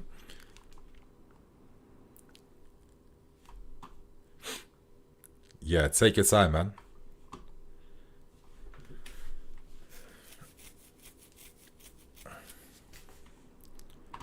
Yeah. If you have any audio issues, maybe look at your settings, maybe see if your mic or anything's attached. Yes, I can hear you. Hello. Hello? Yes, hi, can you hear me? Hi. Can you hear me? I can hear you. I can hear you. Look at your settings on Skype. You can... Oh, I can hear you. So maybe your speakers aren't connected to hear me on Skype. Check settings. Quick. So I've written to you. I can hear you. I don't think you can hear me, but maybe look at your settings real quick. But in the meantime, I'm going to answer some questions in the chat while I'm waiting for you. Okay. Chelsea FC. Tuchel refused to play Lukaku and physical DM and lost to Brentford 4-1 and Arsenal 4-0. I mean, listen, he did phenomenal things. The Champions League win was like, listen, that's one of the best moments. And hey, can you hear me? Hello? Hey, can you hear me? Can you hear me? Okay, we're here. We're through. You heard me at the right time. I was just about to end the call, but yeah, I'm glad that it paid off in the end. But yeah. So Kane, nice to hear you on. Have you on the show? Obviously, what's on your mind after the game? First off, I just want to say Merry Christmas and love the work you do with Chelsea. Appreciate that, man. I'm sort of new to the channel. Love what you do, love the energy you bring, and just the honesty and calmness of it all. And just the honesty is very appreciative. Sorry for delaying your dinner. Oh no, all good, all good. Let me get into it first. The Wolves game, I'll talk about the positives. There's something I'm happy about now that I'm starting to see a few connections are being made. Like you can see Sterling is now working a bit better with Palmer because there was a bit of miscommunication. Sometimes when those two play together, the pass would be too strong. Yeah. And you can also see Jackson is getting in better positions, sadly, even though he's not getting enough service. It was the usuals from Chelsea where we're just failing against these small teams that try to be compact and just hold our players in attack. And I kind of see now why Pochettino demanded new players, in the sense of we need players with that physicality, because you could tell like today it was a bit hard for someone like Sterling to just cut inside. It wasn't as easy as always. So yeah, now to the negatives. For me, this game was very disappointing in the sense that it's just wasting chances, and you said it perfectly. With the negatives, you said it perfectly. They miss 2-3 chances and they lose their heads. I was watching the watch along with when you are on, and exactly what you said is exactly what happened. And as much as I would want to blame the manager, it's very hard in that situation, because it's very hard to build confidence in young players when everyone's sort of against them. Even on social media, you find everyone's sort of against them. But overall, I would like to remind people that the reason POCH is even in, because our transfer policy changed. Because the problem was when this new company came in, Bowley came in, and Tuchel didn't want to play ball with Bowley. Tuchel was like, we already have a system in place. Why not work with these guys before you change everything? Because when I signed with Chelsea, I just wanted to be a coach. I didn't want to work on transfers. And this was the biggest critical thing I hated, because a lot of fans don't notice this. Tuchel requested these players, requested Sterling, requested Koulibaly, and people don't get that it's the managers before Poch that has put Poch in this situation. It's not like entirely Poch's fault, because when we were trying to sign Pochettino, we had to wait, if you remember, because he had some clause in his contract from PSG that he couldn't work anywhere else for some number of days. There was that delay. Then he finally got in after the clause and everything else. So on the transfer policy, they listened to Tuchel, and Tuchel made it look like it's Bowley's fault, when in actual reality they went to him. Fofana, Sterling, all these were on Tuchel's list, because they didn't just get any players. So now I would like to remind people the biggest reason Pochettino was signed. If you remember when he was in Spurs, right? He worked a lot with the young players. Like, I think there's a video that someone did. I can't remember where I saw it on YouTube, but they explained how Pochettino and Spurs was like a perfect fit, because Spurs couldn't afford attracting big players anymore at that time period. They were in. And so they got Poch, and they would just fill in youth academy players, and then those youth academy players would now come into the first team.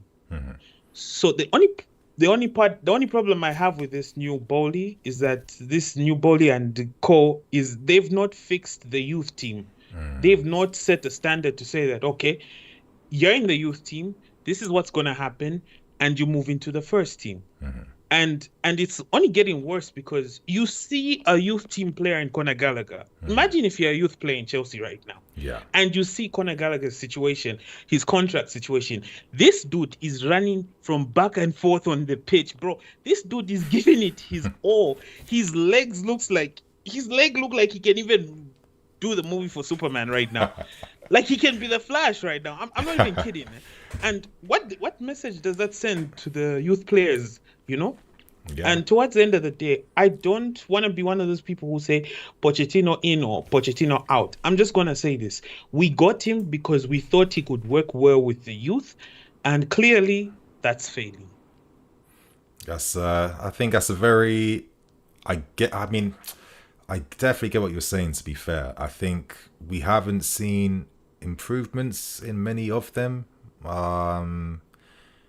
Is that because maybe it's hard to show improvements when maybe so many things are going against Poch? Just playing devil's advocate, obviously. Not having a full strength team, maybe that forced the adaptation to how we started the season tactically. You know, injuries coming at the wrong time, no Reece James, no Ben, key players like that, as that forced Poch to focus about results more than individuals. I don't know, but I think, you know, you could argue at the same time too, you know, what is he necessarily doing to like elevate the young players? I mean, Dele Alli, when he was at Spurs, he didn't need, you know, 5 months to show what he could do, right? You know, I thought Poch used him in a good position, as a shadow striker, and he was the guy to really put him on the map, to be honest with you, and elevated what Ali was compared to what I actually always thought he was, just like a niche player that if you use in the right way, you will get results from him. But if you think he's going to be more than this, you're mistaken. Like, Ali is no Bellingham, he's just a Dele Ali. But you know, I get it. You know, I saw more of the immediate impact during this time at Spurs. You could argue they're high up in the table then compared to where we are right now, and the young players were taking a lot of responsibility quite early on. They didn't need 5 months, 4 months to show what they could do. Exactly, and that's the issue I have. And the biggest problem that a lot of people just seem to ignore is the way Boli has structured this whole thing is around the manager they get. Like, if you paid attention, when they got Tuchel, they got him the signings he needed. He wanted Sterling, he wanted this guy, they got him in. When we got Potter, they gave him João Felix. We spent money on João Felix. I think people are downplaying. I get we're angry as fans. You can be angry, you can, but you have to respect the fact that these people were spending money, and they were not just bringing in. It's not like what's happening at Manchester United where they just bring in someone and that person underperforming. No, we got João Felix on loan, bro. That was one of the most expensive loans. Yeah. So towards at the end of the day, my fault is not. I can't really say it's the owners to blame because they are spending the money. At this point, questions have to be asked. Can I interrupt you? What if the owners can take responsibility? Because going back to your Pochettino point, I was mentioning the stuff at Spurs, but at Spurs he wasn't working with 10 or 20 young players, was he? He worked with a small amount of them which he could use, and maybe when you have a condensed amount of young players you're working with, you can afford to give them more time, you can afford to nurture them more, you can afford to use them more. Whereas here, most of the players are young, I guess, and this is why maybe there could be a harder balance. I mean, I don't know. I mean, at Spurs, I think he had Soldado and Harry Kane, right? It wasn't just Harry Kane and some other young striker. It was like an experienced guy and a younger guy. So he did have that experience in his squads at Spurs too. And I guess that's what made it easier maybe to introduce younger players and use them, because, here young guys are fighting for their life. I mean, we had Andre Santos, he's shipped out. You got Leslie here. Now, Leslie, he could be out, and now you got Romeo Lavia coming in now. It's a lot to have so many young guys all at once, I guess. All right, I see what you mean. And okay, for me, it's just people have. I think the part where I'm trying to say is that they made this policy, this new transfer policy, because of him. It's not because they failed. No, they literally made the system structured towards in a way that it's sort of balanced in a way that the manager doesn't have too much power, but at the same time, we're getting the right product for him. I'm not saying Pochettino in or out. I'm just saying questions have to be asked now. Yeah. You get what I mean? We have to start asking questions. There's one thing you said during the stream is we don't know what direction he goes into. Next thing you know, we've got two center backs playing at fullback. And next thing you know, when things are going bad, now we get to play left back. At right back, things are going bad again. We get the normal formation, you know, and then it goes into a 3-5-2. At some point, we have to ask these questions. Yeah. And I know there's a lot of information that the club probably won't give us, because maybe some of these players have guaranteed playtime in their contracts and Pochettino is forced to do these things. We don't know. But at the end of the day, we have to ask these questions. You are asking these questions. I'm also asking these questions. Yeah. That's all. I just wanted people to know that at the end of the day, that policy was made perfectly for him. And I feel like he's the one failing the team. Okay, I mean, I get it. I mean, because obviously, he was interviewed alongside Enrique and Nagelsmann and other managers were vouched for, and they believe, Poch was a guy to bring the best out of the project, which was youth. So he knew what he was coming into, basically. So, I definitely get, your justified criticisms. we should be expecting more based on what the promises were. Yes, exactly. Okay. I feel like he's failing on the promises because even I agree with you. We'll give him time. I think this is the first time in our club history where things are just bad because naturally we always like people forget that Chelsea weren't elite level until Ibrahimovic came in and set the bar so ridiculously high that we had people saying Fernando Torres is mid. That's how high the bar was, bro. That's how ridiculously high it was.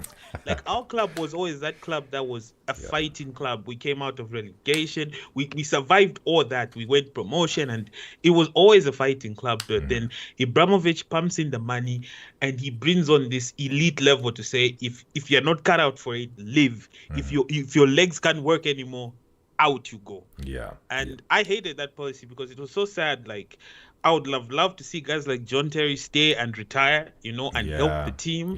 But it is what it is. But people tend to forget that we, at the end of the day, our identity as Chelsea was to fight. And the problem with Poch, and I think this is why a lot of people are frustrated with him, he's not showing this. The team is not showing this, I don't mind being 19th on the table. But if the boys are going out there fighting, you'll be like, you know what? We cry in sadness, but we're happy our boys are fighting, You get what I mean? And I feel like Poch is failing at that part for me. Like, he's really failing. But I'll do like you said. Maybe these are just my emotions. I'll give the guy time. But I think there's some observations you're touching upon that, you'll get your answers eventually soon. I don't think you'll have to wait the whole season, but I think you'll get them sooner than later. And, I think you made some good points, to be honest with you. I think, there is a lot to think about and it's a different perspective as well. So, thank you for coming on. Any final comments or words you'd like to say before the next caller? No, just thank you. Sorry I've delayed your dinner. Love what you do, man. New to the sub, new to this whole community. Thanks again for giving me a chance. Of course, glad you came on, man, and thank you for sharing your opinions, man. And Merry Christmas. Yeah, you too, man. Take care. Take care. Okay, so I'm gonna have on a nice caller, a nice perspective, giving me some things to think about as well, which is always nice. I'm gonna have on the final caller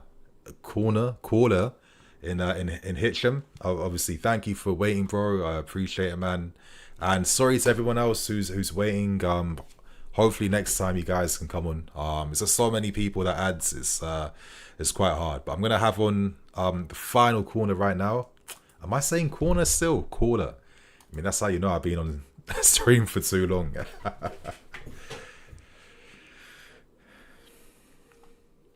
Okay. Yes, bro. Can you hear me? Perfect. I can. If you can hear me, I can hear you. I think we're ready to go then. Okay, amazing. So, final caller in Hitcham. Thank you, man, for the super chat earlier. And obviously, I'd imagine you've been waiting very patiently. Thank you. I know there's some things you've been waiting to say. Just this platform is yours now. I mean, what do you want to let us know, bro? What is on your mind? Well, first of all, thank you for bringing me on.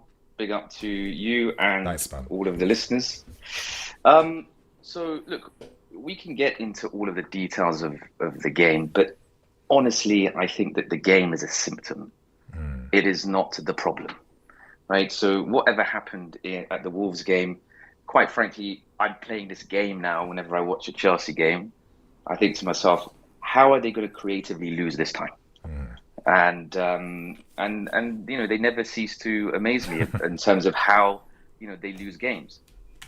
But I think that this is a more systemic problem, and I think that the problem, you have to start looking at the recruitment.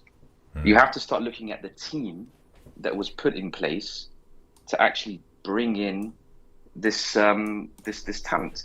The first thing I'll have to say is this: a project that is based on youth is not really a project. It is like saying we're going to base a project on buying German players or buying English players. Youth is simply just a characteristic of a player. Yeah, that's neither here nor there. It is about what does this particular player serve? For what reason? Because at this point in time, all I'm seeing is hoarding incredibly talented youngsters with potential, but with no real foresight and identity into how we play. Direction. Yeah. And I think this comes down to, if you look at the hierarchy within recruitment, we've got obviously we've got Lawrence Stewart and Win Stanley, who, if you go and look back at their careers, I think probably Lawrence Stewart spent a very brief time at Monaco as a technical director. Most of the time was in recruitment. Similarly with Win Stanley, because if you look at Win Stanley, I mean, he was flanked by Dan Ashworth, who's now gone on to Newcastle. And look at the players they're bringing, right? Dan Ashworth was the guy at Brighton, not Win Stanley. And then the only real person that's really, doing recruitment, I would say, that has continued their career in recruitment, I think, is Shields. So there's nobody there that really has any experience in saying, okay, what is the vision for this club?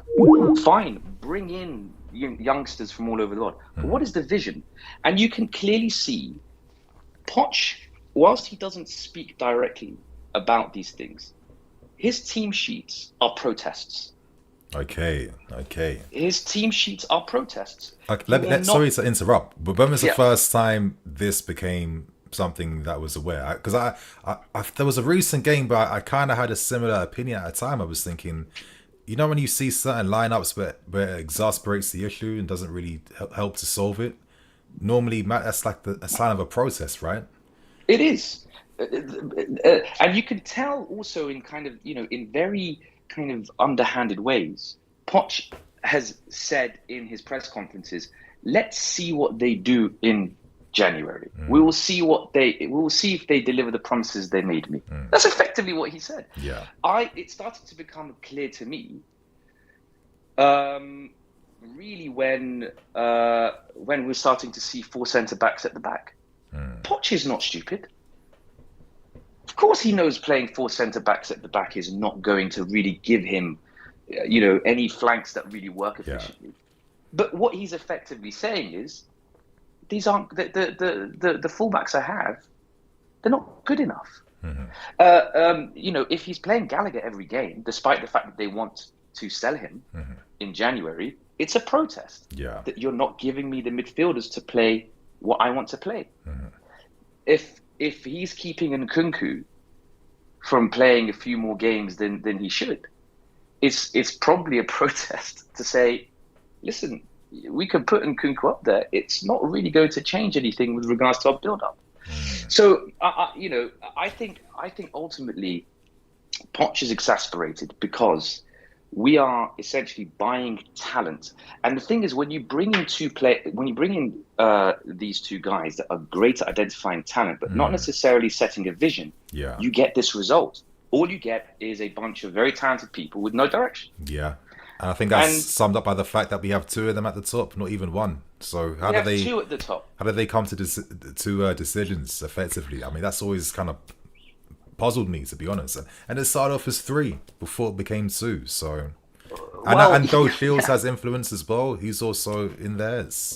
It's quite confusing, to be honest. Right. I mean, it's a case of who is kind of policing the police in this situation, because when you look at kind of the approach from Clearlake and Bowley, and I've heard quite a few of their interviews at various other conferences. Their approach is, whilst we don't know football, we know people, and we'll put the people in place that can then get the most out of this club. Okay, but the people you've put in place are simply not delivering the vision that you have for this club. And I think that before we even talk about Poch out, we've got to look at how do you figure out a structure that makes sense to recruit the people and recruit the players with a system and identity in mind. And I think when you look at, say, for example, you know, an Edwards, for example. Yeah. Look at his career at Liverpool. You know, Edwards started off as a performance analyst at Liverpool. He didn't come in directly as a sporting director. He worked his way up. You know, we're handing out technical director and sporting director roles to people who previously had mostly just performance analytics roles at their previous clubs. They have absolutely zero experience in actually setting like a vision in mind. And so, you know, I'm pretty certain Vivell, I mean, look, I'm just, you know, obviously I'm just speculating, but you got to think, you know, Vivell is obviously one known as a pretty prickly character, right? I mean, they let him go at Leipzig, but I'm pretty certain he spoke his mind and said, this makes no sense. I ain't staying here. There are too many cooks in the kitchen. There is no direction. Yeah. We're all pulling in different manners. And Poch is exasperated. So I think that there are times where you can say, has Poch been given enough for us to genuinely say he is good or not good? Yeah. I think that's up for debate. And I think that's a very fair debate. And I think that's, a right perspective in which to view things, to be honest with you. How can he be at his best? I mean, we all know the basic, response. He wanted experience in the summer. He was calling for that. We didn't sign that. You know what I mean? He's made it very clear who the board signings are and his signings. I mean, you know that he hasn't really had much say when it comes to players he wants, and even players that he wanted to keep. He didn't really get much say in terms of having an involvement in getting them to stay. So absolutely not. And this is where you get these wacky lineups. Yeah. It's as simple as that. You know, to be quite frankly, I think Poch has probably had enough. I genuinely think that if somebody came to him and said, "Hey, we'll give you a payout for the rest of your contract, you can go," I think he'd take it. Yeah. Because, you know, if you're a manager and you're seeing that you've got them to the final third, and you've got players that are taking shots instead of squaring it, you've got players taking extra touches in the box, or you've got players that simply are not being brave on the ball, playing between the lines, when you are trying to get them there, and after 17, 18 games, they still haven't got it. You're probably tearing your hair out. Yeah.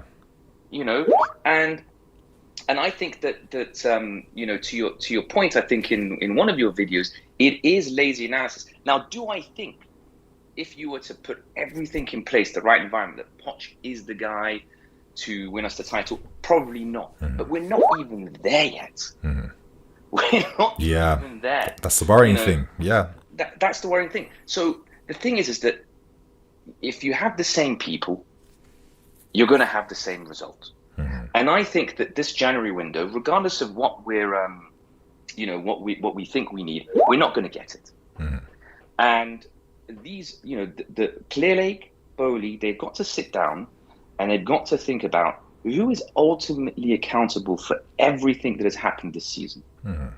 And I think it is those two people at the top that deliberated on who the manager should be, what the playing style is. They were given a directive and they served up, I think, I'm not going to say poor recruitment. I'm going to say patchwork quilt of stuff that basically makes no sense to put together. You know, you've been given a jigsaw puzzle with basically only like edge pieces. Go and figure that out. Like, try and make a team out of that, right? Yeah. You can never ever get anything that makes sense with that kind of recruitment. So if they don't get this correct, I think that we're going to be in a very bad place in a couple of seasons' time. Look, Edwards is completely out. He's got his own company now, where he's doing advisory. So he's no longer on the market. But they've got to think really hard about who is going to be setting the vision for this club. What's the style of our play? How are we going to make sure that we progress that style of play from the academy all the way to the top? Who are the profiles of players that we need? I don't care about age. I don't care if you're 19. I don't care if you're 25, I don't care if you're 30. Get me the right profile of player that'll fit that particular style of play. That, you know, we talk about the Brighton model. Well, the Brighton model has got a Dingra and James Milner in the same team. So you can't tell me that the Brighton model is just basically youth. Yeah, of course youth. not. Exactly. You know, so which team has a project called youth? It doesn't exist because it doesn't make sense. It's not a project. Ooh, I think you're absolutely cooking tonight, my friends. You know, I do feel like a lot of times the conversation doesn't really tend to focus around like the upper echelons of the hierarchy. But I mean, ultimately, they're the ones that ultimately control how your club's set to be. And I think points you've made, like for example, managers will be interviewed in the summer. You all kind of had different ideas, right? And they were quite open to hearing all of them. It's not really inspiring much confidence that they had like a vision behind the type of squad they were building or the players they were signing. And it is starting to give this vibe that maybe, you know, as you mentioned with the patch quilt analogy, that, you know, we've just gone for pretty pieces that don't really make sense together. They don't make sense together. And I think so long as that's the case, ultimately, look, the reality is when you exacerbate all of this with the very long-term contracts, ultimately there is only going to be ever one fall guy. Yeah. Unfortunately. Exactly. Right. And it almost seems like the writing here is on the wall. But just because we get rid of Poch, just because you get in another manager, it ain't going to solve anything. We are going down the same path as Manchester United over the last 9 years. Don't say that. But it's unfortunately what we're going. It's unfortunately the case, right? Now they've just announced their deal. Let's see what they do in terms of. But I mean, look. At least we have some structure in recruit. They have basically nothing, right? But they've gone down every route. They've gone through Van Gaal, and they've gone through Moyes, and they've gone through Mourinho, and they've gone through now Ten Hag, who's basically gone too, right? And Ten Hag was made to look good because he existed in a structure that had a very clear vision of what it is to play, you know, from the youth all the way up to the first team. Yeah. And it was basically, hey mate, you're going to play 4-3-3, and this is exactly how you're going to play, and these are the kind of players that we're going to bring to you. And you do what you need to do. And they were amazing to watch. They were fantastic to watch in that period. Yeah. But then put that manager into that kind of structure, in that environment, he looks mid. Yeah. Now, why is that? He didn't suddenly become, you know, a horrible manager overnight. You know, that's not possible. By the way, we're talking about two managers that reached a semi-final of the Champions League. And one reached the final. These managers, they're not bad managers. Not overnight, no. It's not overnight. That'd be you lazy. Can't tell me that. You know, it's this, and I think, you know, people are saying, well, it's the involvement of Clearlake and Bowley. Here's what I have a different view. Now I work in the industry, so I know how this works. These private equity groups have operating partners, and typically they'll go through their due diligence on who their operating partner is. So basically, you know, if you're in private equity, you invest in many different industries. So, you know, you might be invested in the pharmaceutical industry here, and you might be invested in, you know, a sports team. You don't know it all. But you then recruit somebody that might have some foresight to like actually get the value out of, you know, your asset. They've probably viewed the sporting directors as essentially their operating partners. I've been in multiple projects where they've screwed up hiring the operating partner, and then you just have to hold your hands up and say, well, this is not the right guy. Look good on paper, not good for what we're looking for. And I think that they need to go back to the drawing board, and they need to stop with this whole farming players from South America just because, you know, they want them, and bringing them through to you know, some club in either France or Portugal. It's got to stop. And it's like, I feel like even if you wanted to attempt something that ambitious, I just don't see how it all works together in tandem. It just can't work like that. You need to secure one structure first before you move on. I just think that's how it works. So I think honestly, I mean, I've always heard, I mean, I'm not going to get into it too much, but I've always been hearing, you know, slight negatives around Winston Lee. I think that's been like a thing that's been simmering behind the scenes in terms of like personality and profile and stuff like that. And, you know, when you consider things like these guys are conjoining the next, like, what, 3-4 windows in terms of the acquisitions that they want to make and plan, that's a lot of years of control they have. And it's like, if things aren't working after this season, I think it would be too lazy, as you're alluding to as well, to go back to blaming the manager. And, you know, this obsession of the manager can solve everything, and they're the ones who have full responsibility. So it paints a realistic perspective of how things could pan out. And yeah, I mean, honestly, can you see us winning 10 games before the season ends in the league? I mean, probably not, to be honest. No chance. No, it's not going to happen. It's not going to happen. No chance. You know, it's because that there is 100%, without a shadow of a doubt, there is chaos behind the scenes. Poch isn't happy. These are whatever I think genuinely about how these owners are the direction they're taking in terms of being very obsessed with youth. They can't be happy either, right? You know, they're definitely not happy. And I'm pretty certain that these sporting directors think that they've done no wrong, that they've brought, you know, so there's a lot of finger pointing everywhere, right? There is nobody that you can say this person is directly responsible. There's nobody that's going to have extreme accountability to say, listen, I live and die by what I'm going to recommend here. No one. I'm pretty certain there's also, given the fact that we've got an ownership structure here that is a private equity group with a consortium that there's a lot of managing up and politics.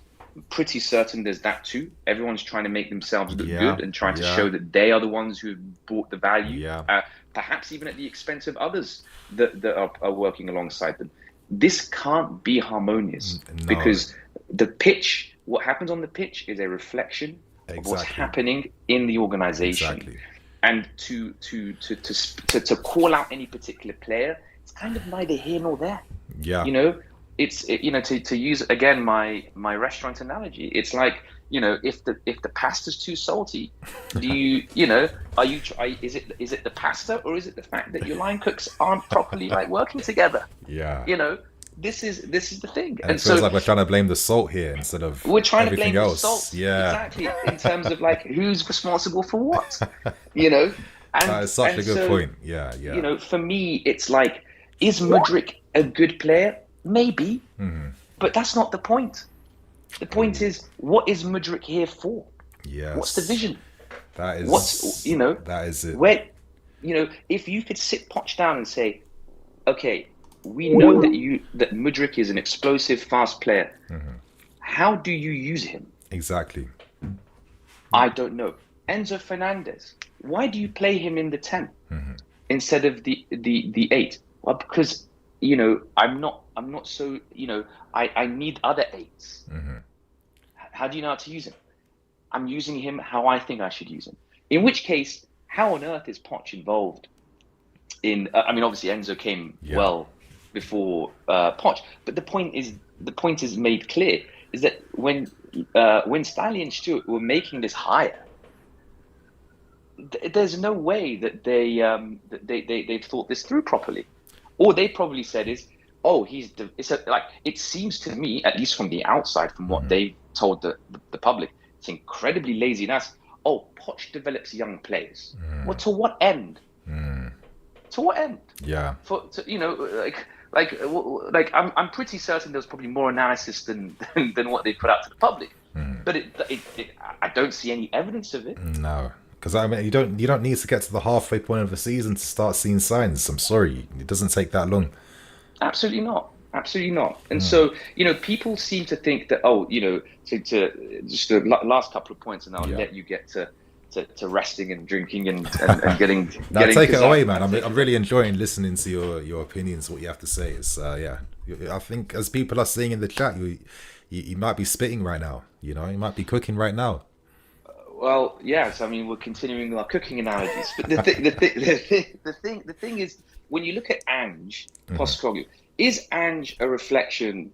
Is Ange a good tactician?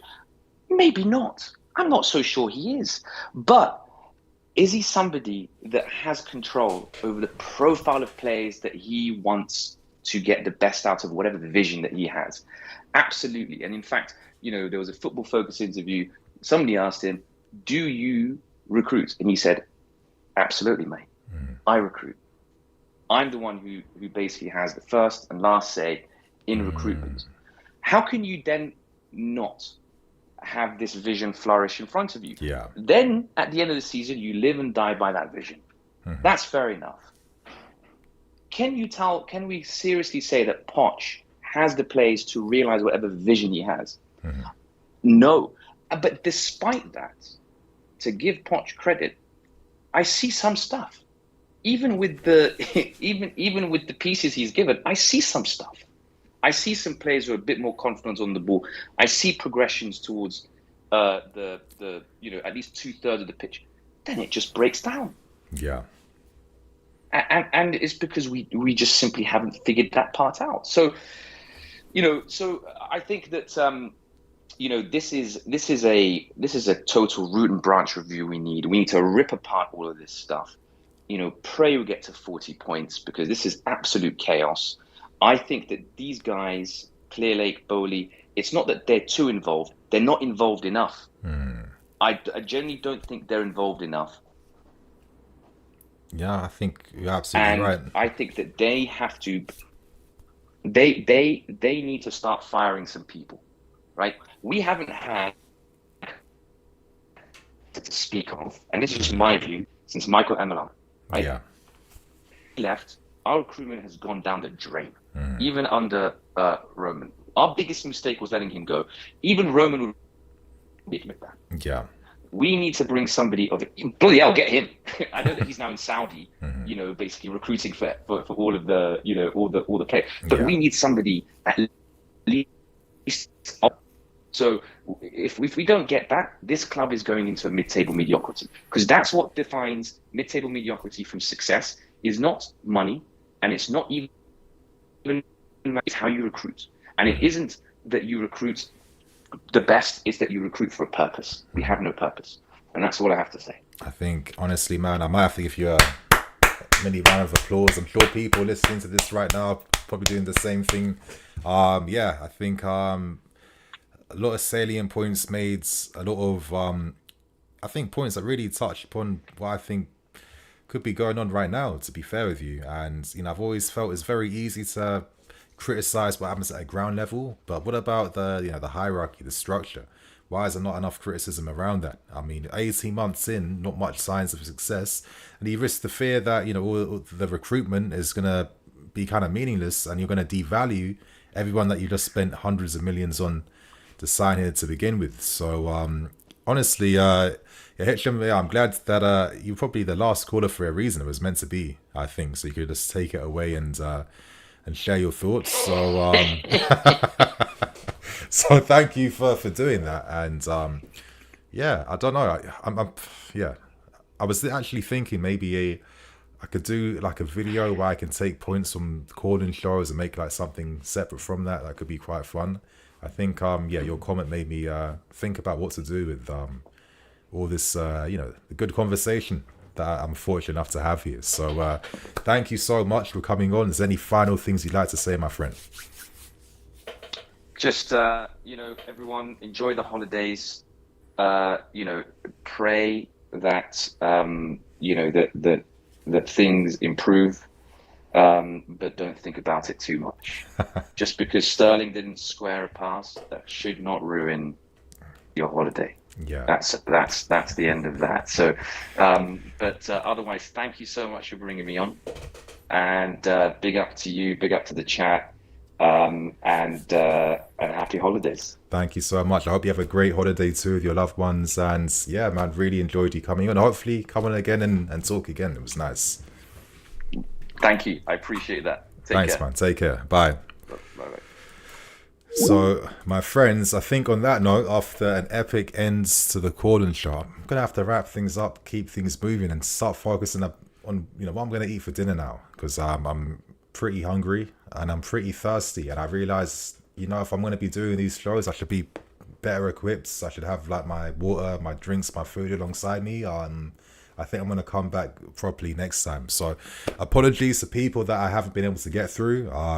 Hopefully next time you'll still be here. We'll have you guys on again. And, if I have to do maybe more of these shows throughout a week, it's something I'll definitely consider, like after the Christmas holidays. And, you know what I mean? Give you guys more of like an opportunity to share your thoughts and opinions. So, it was really nice end to the show.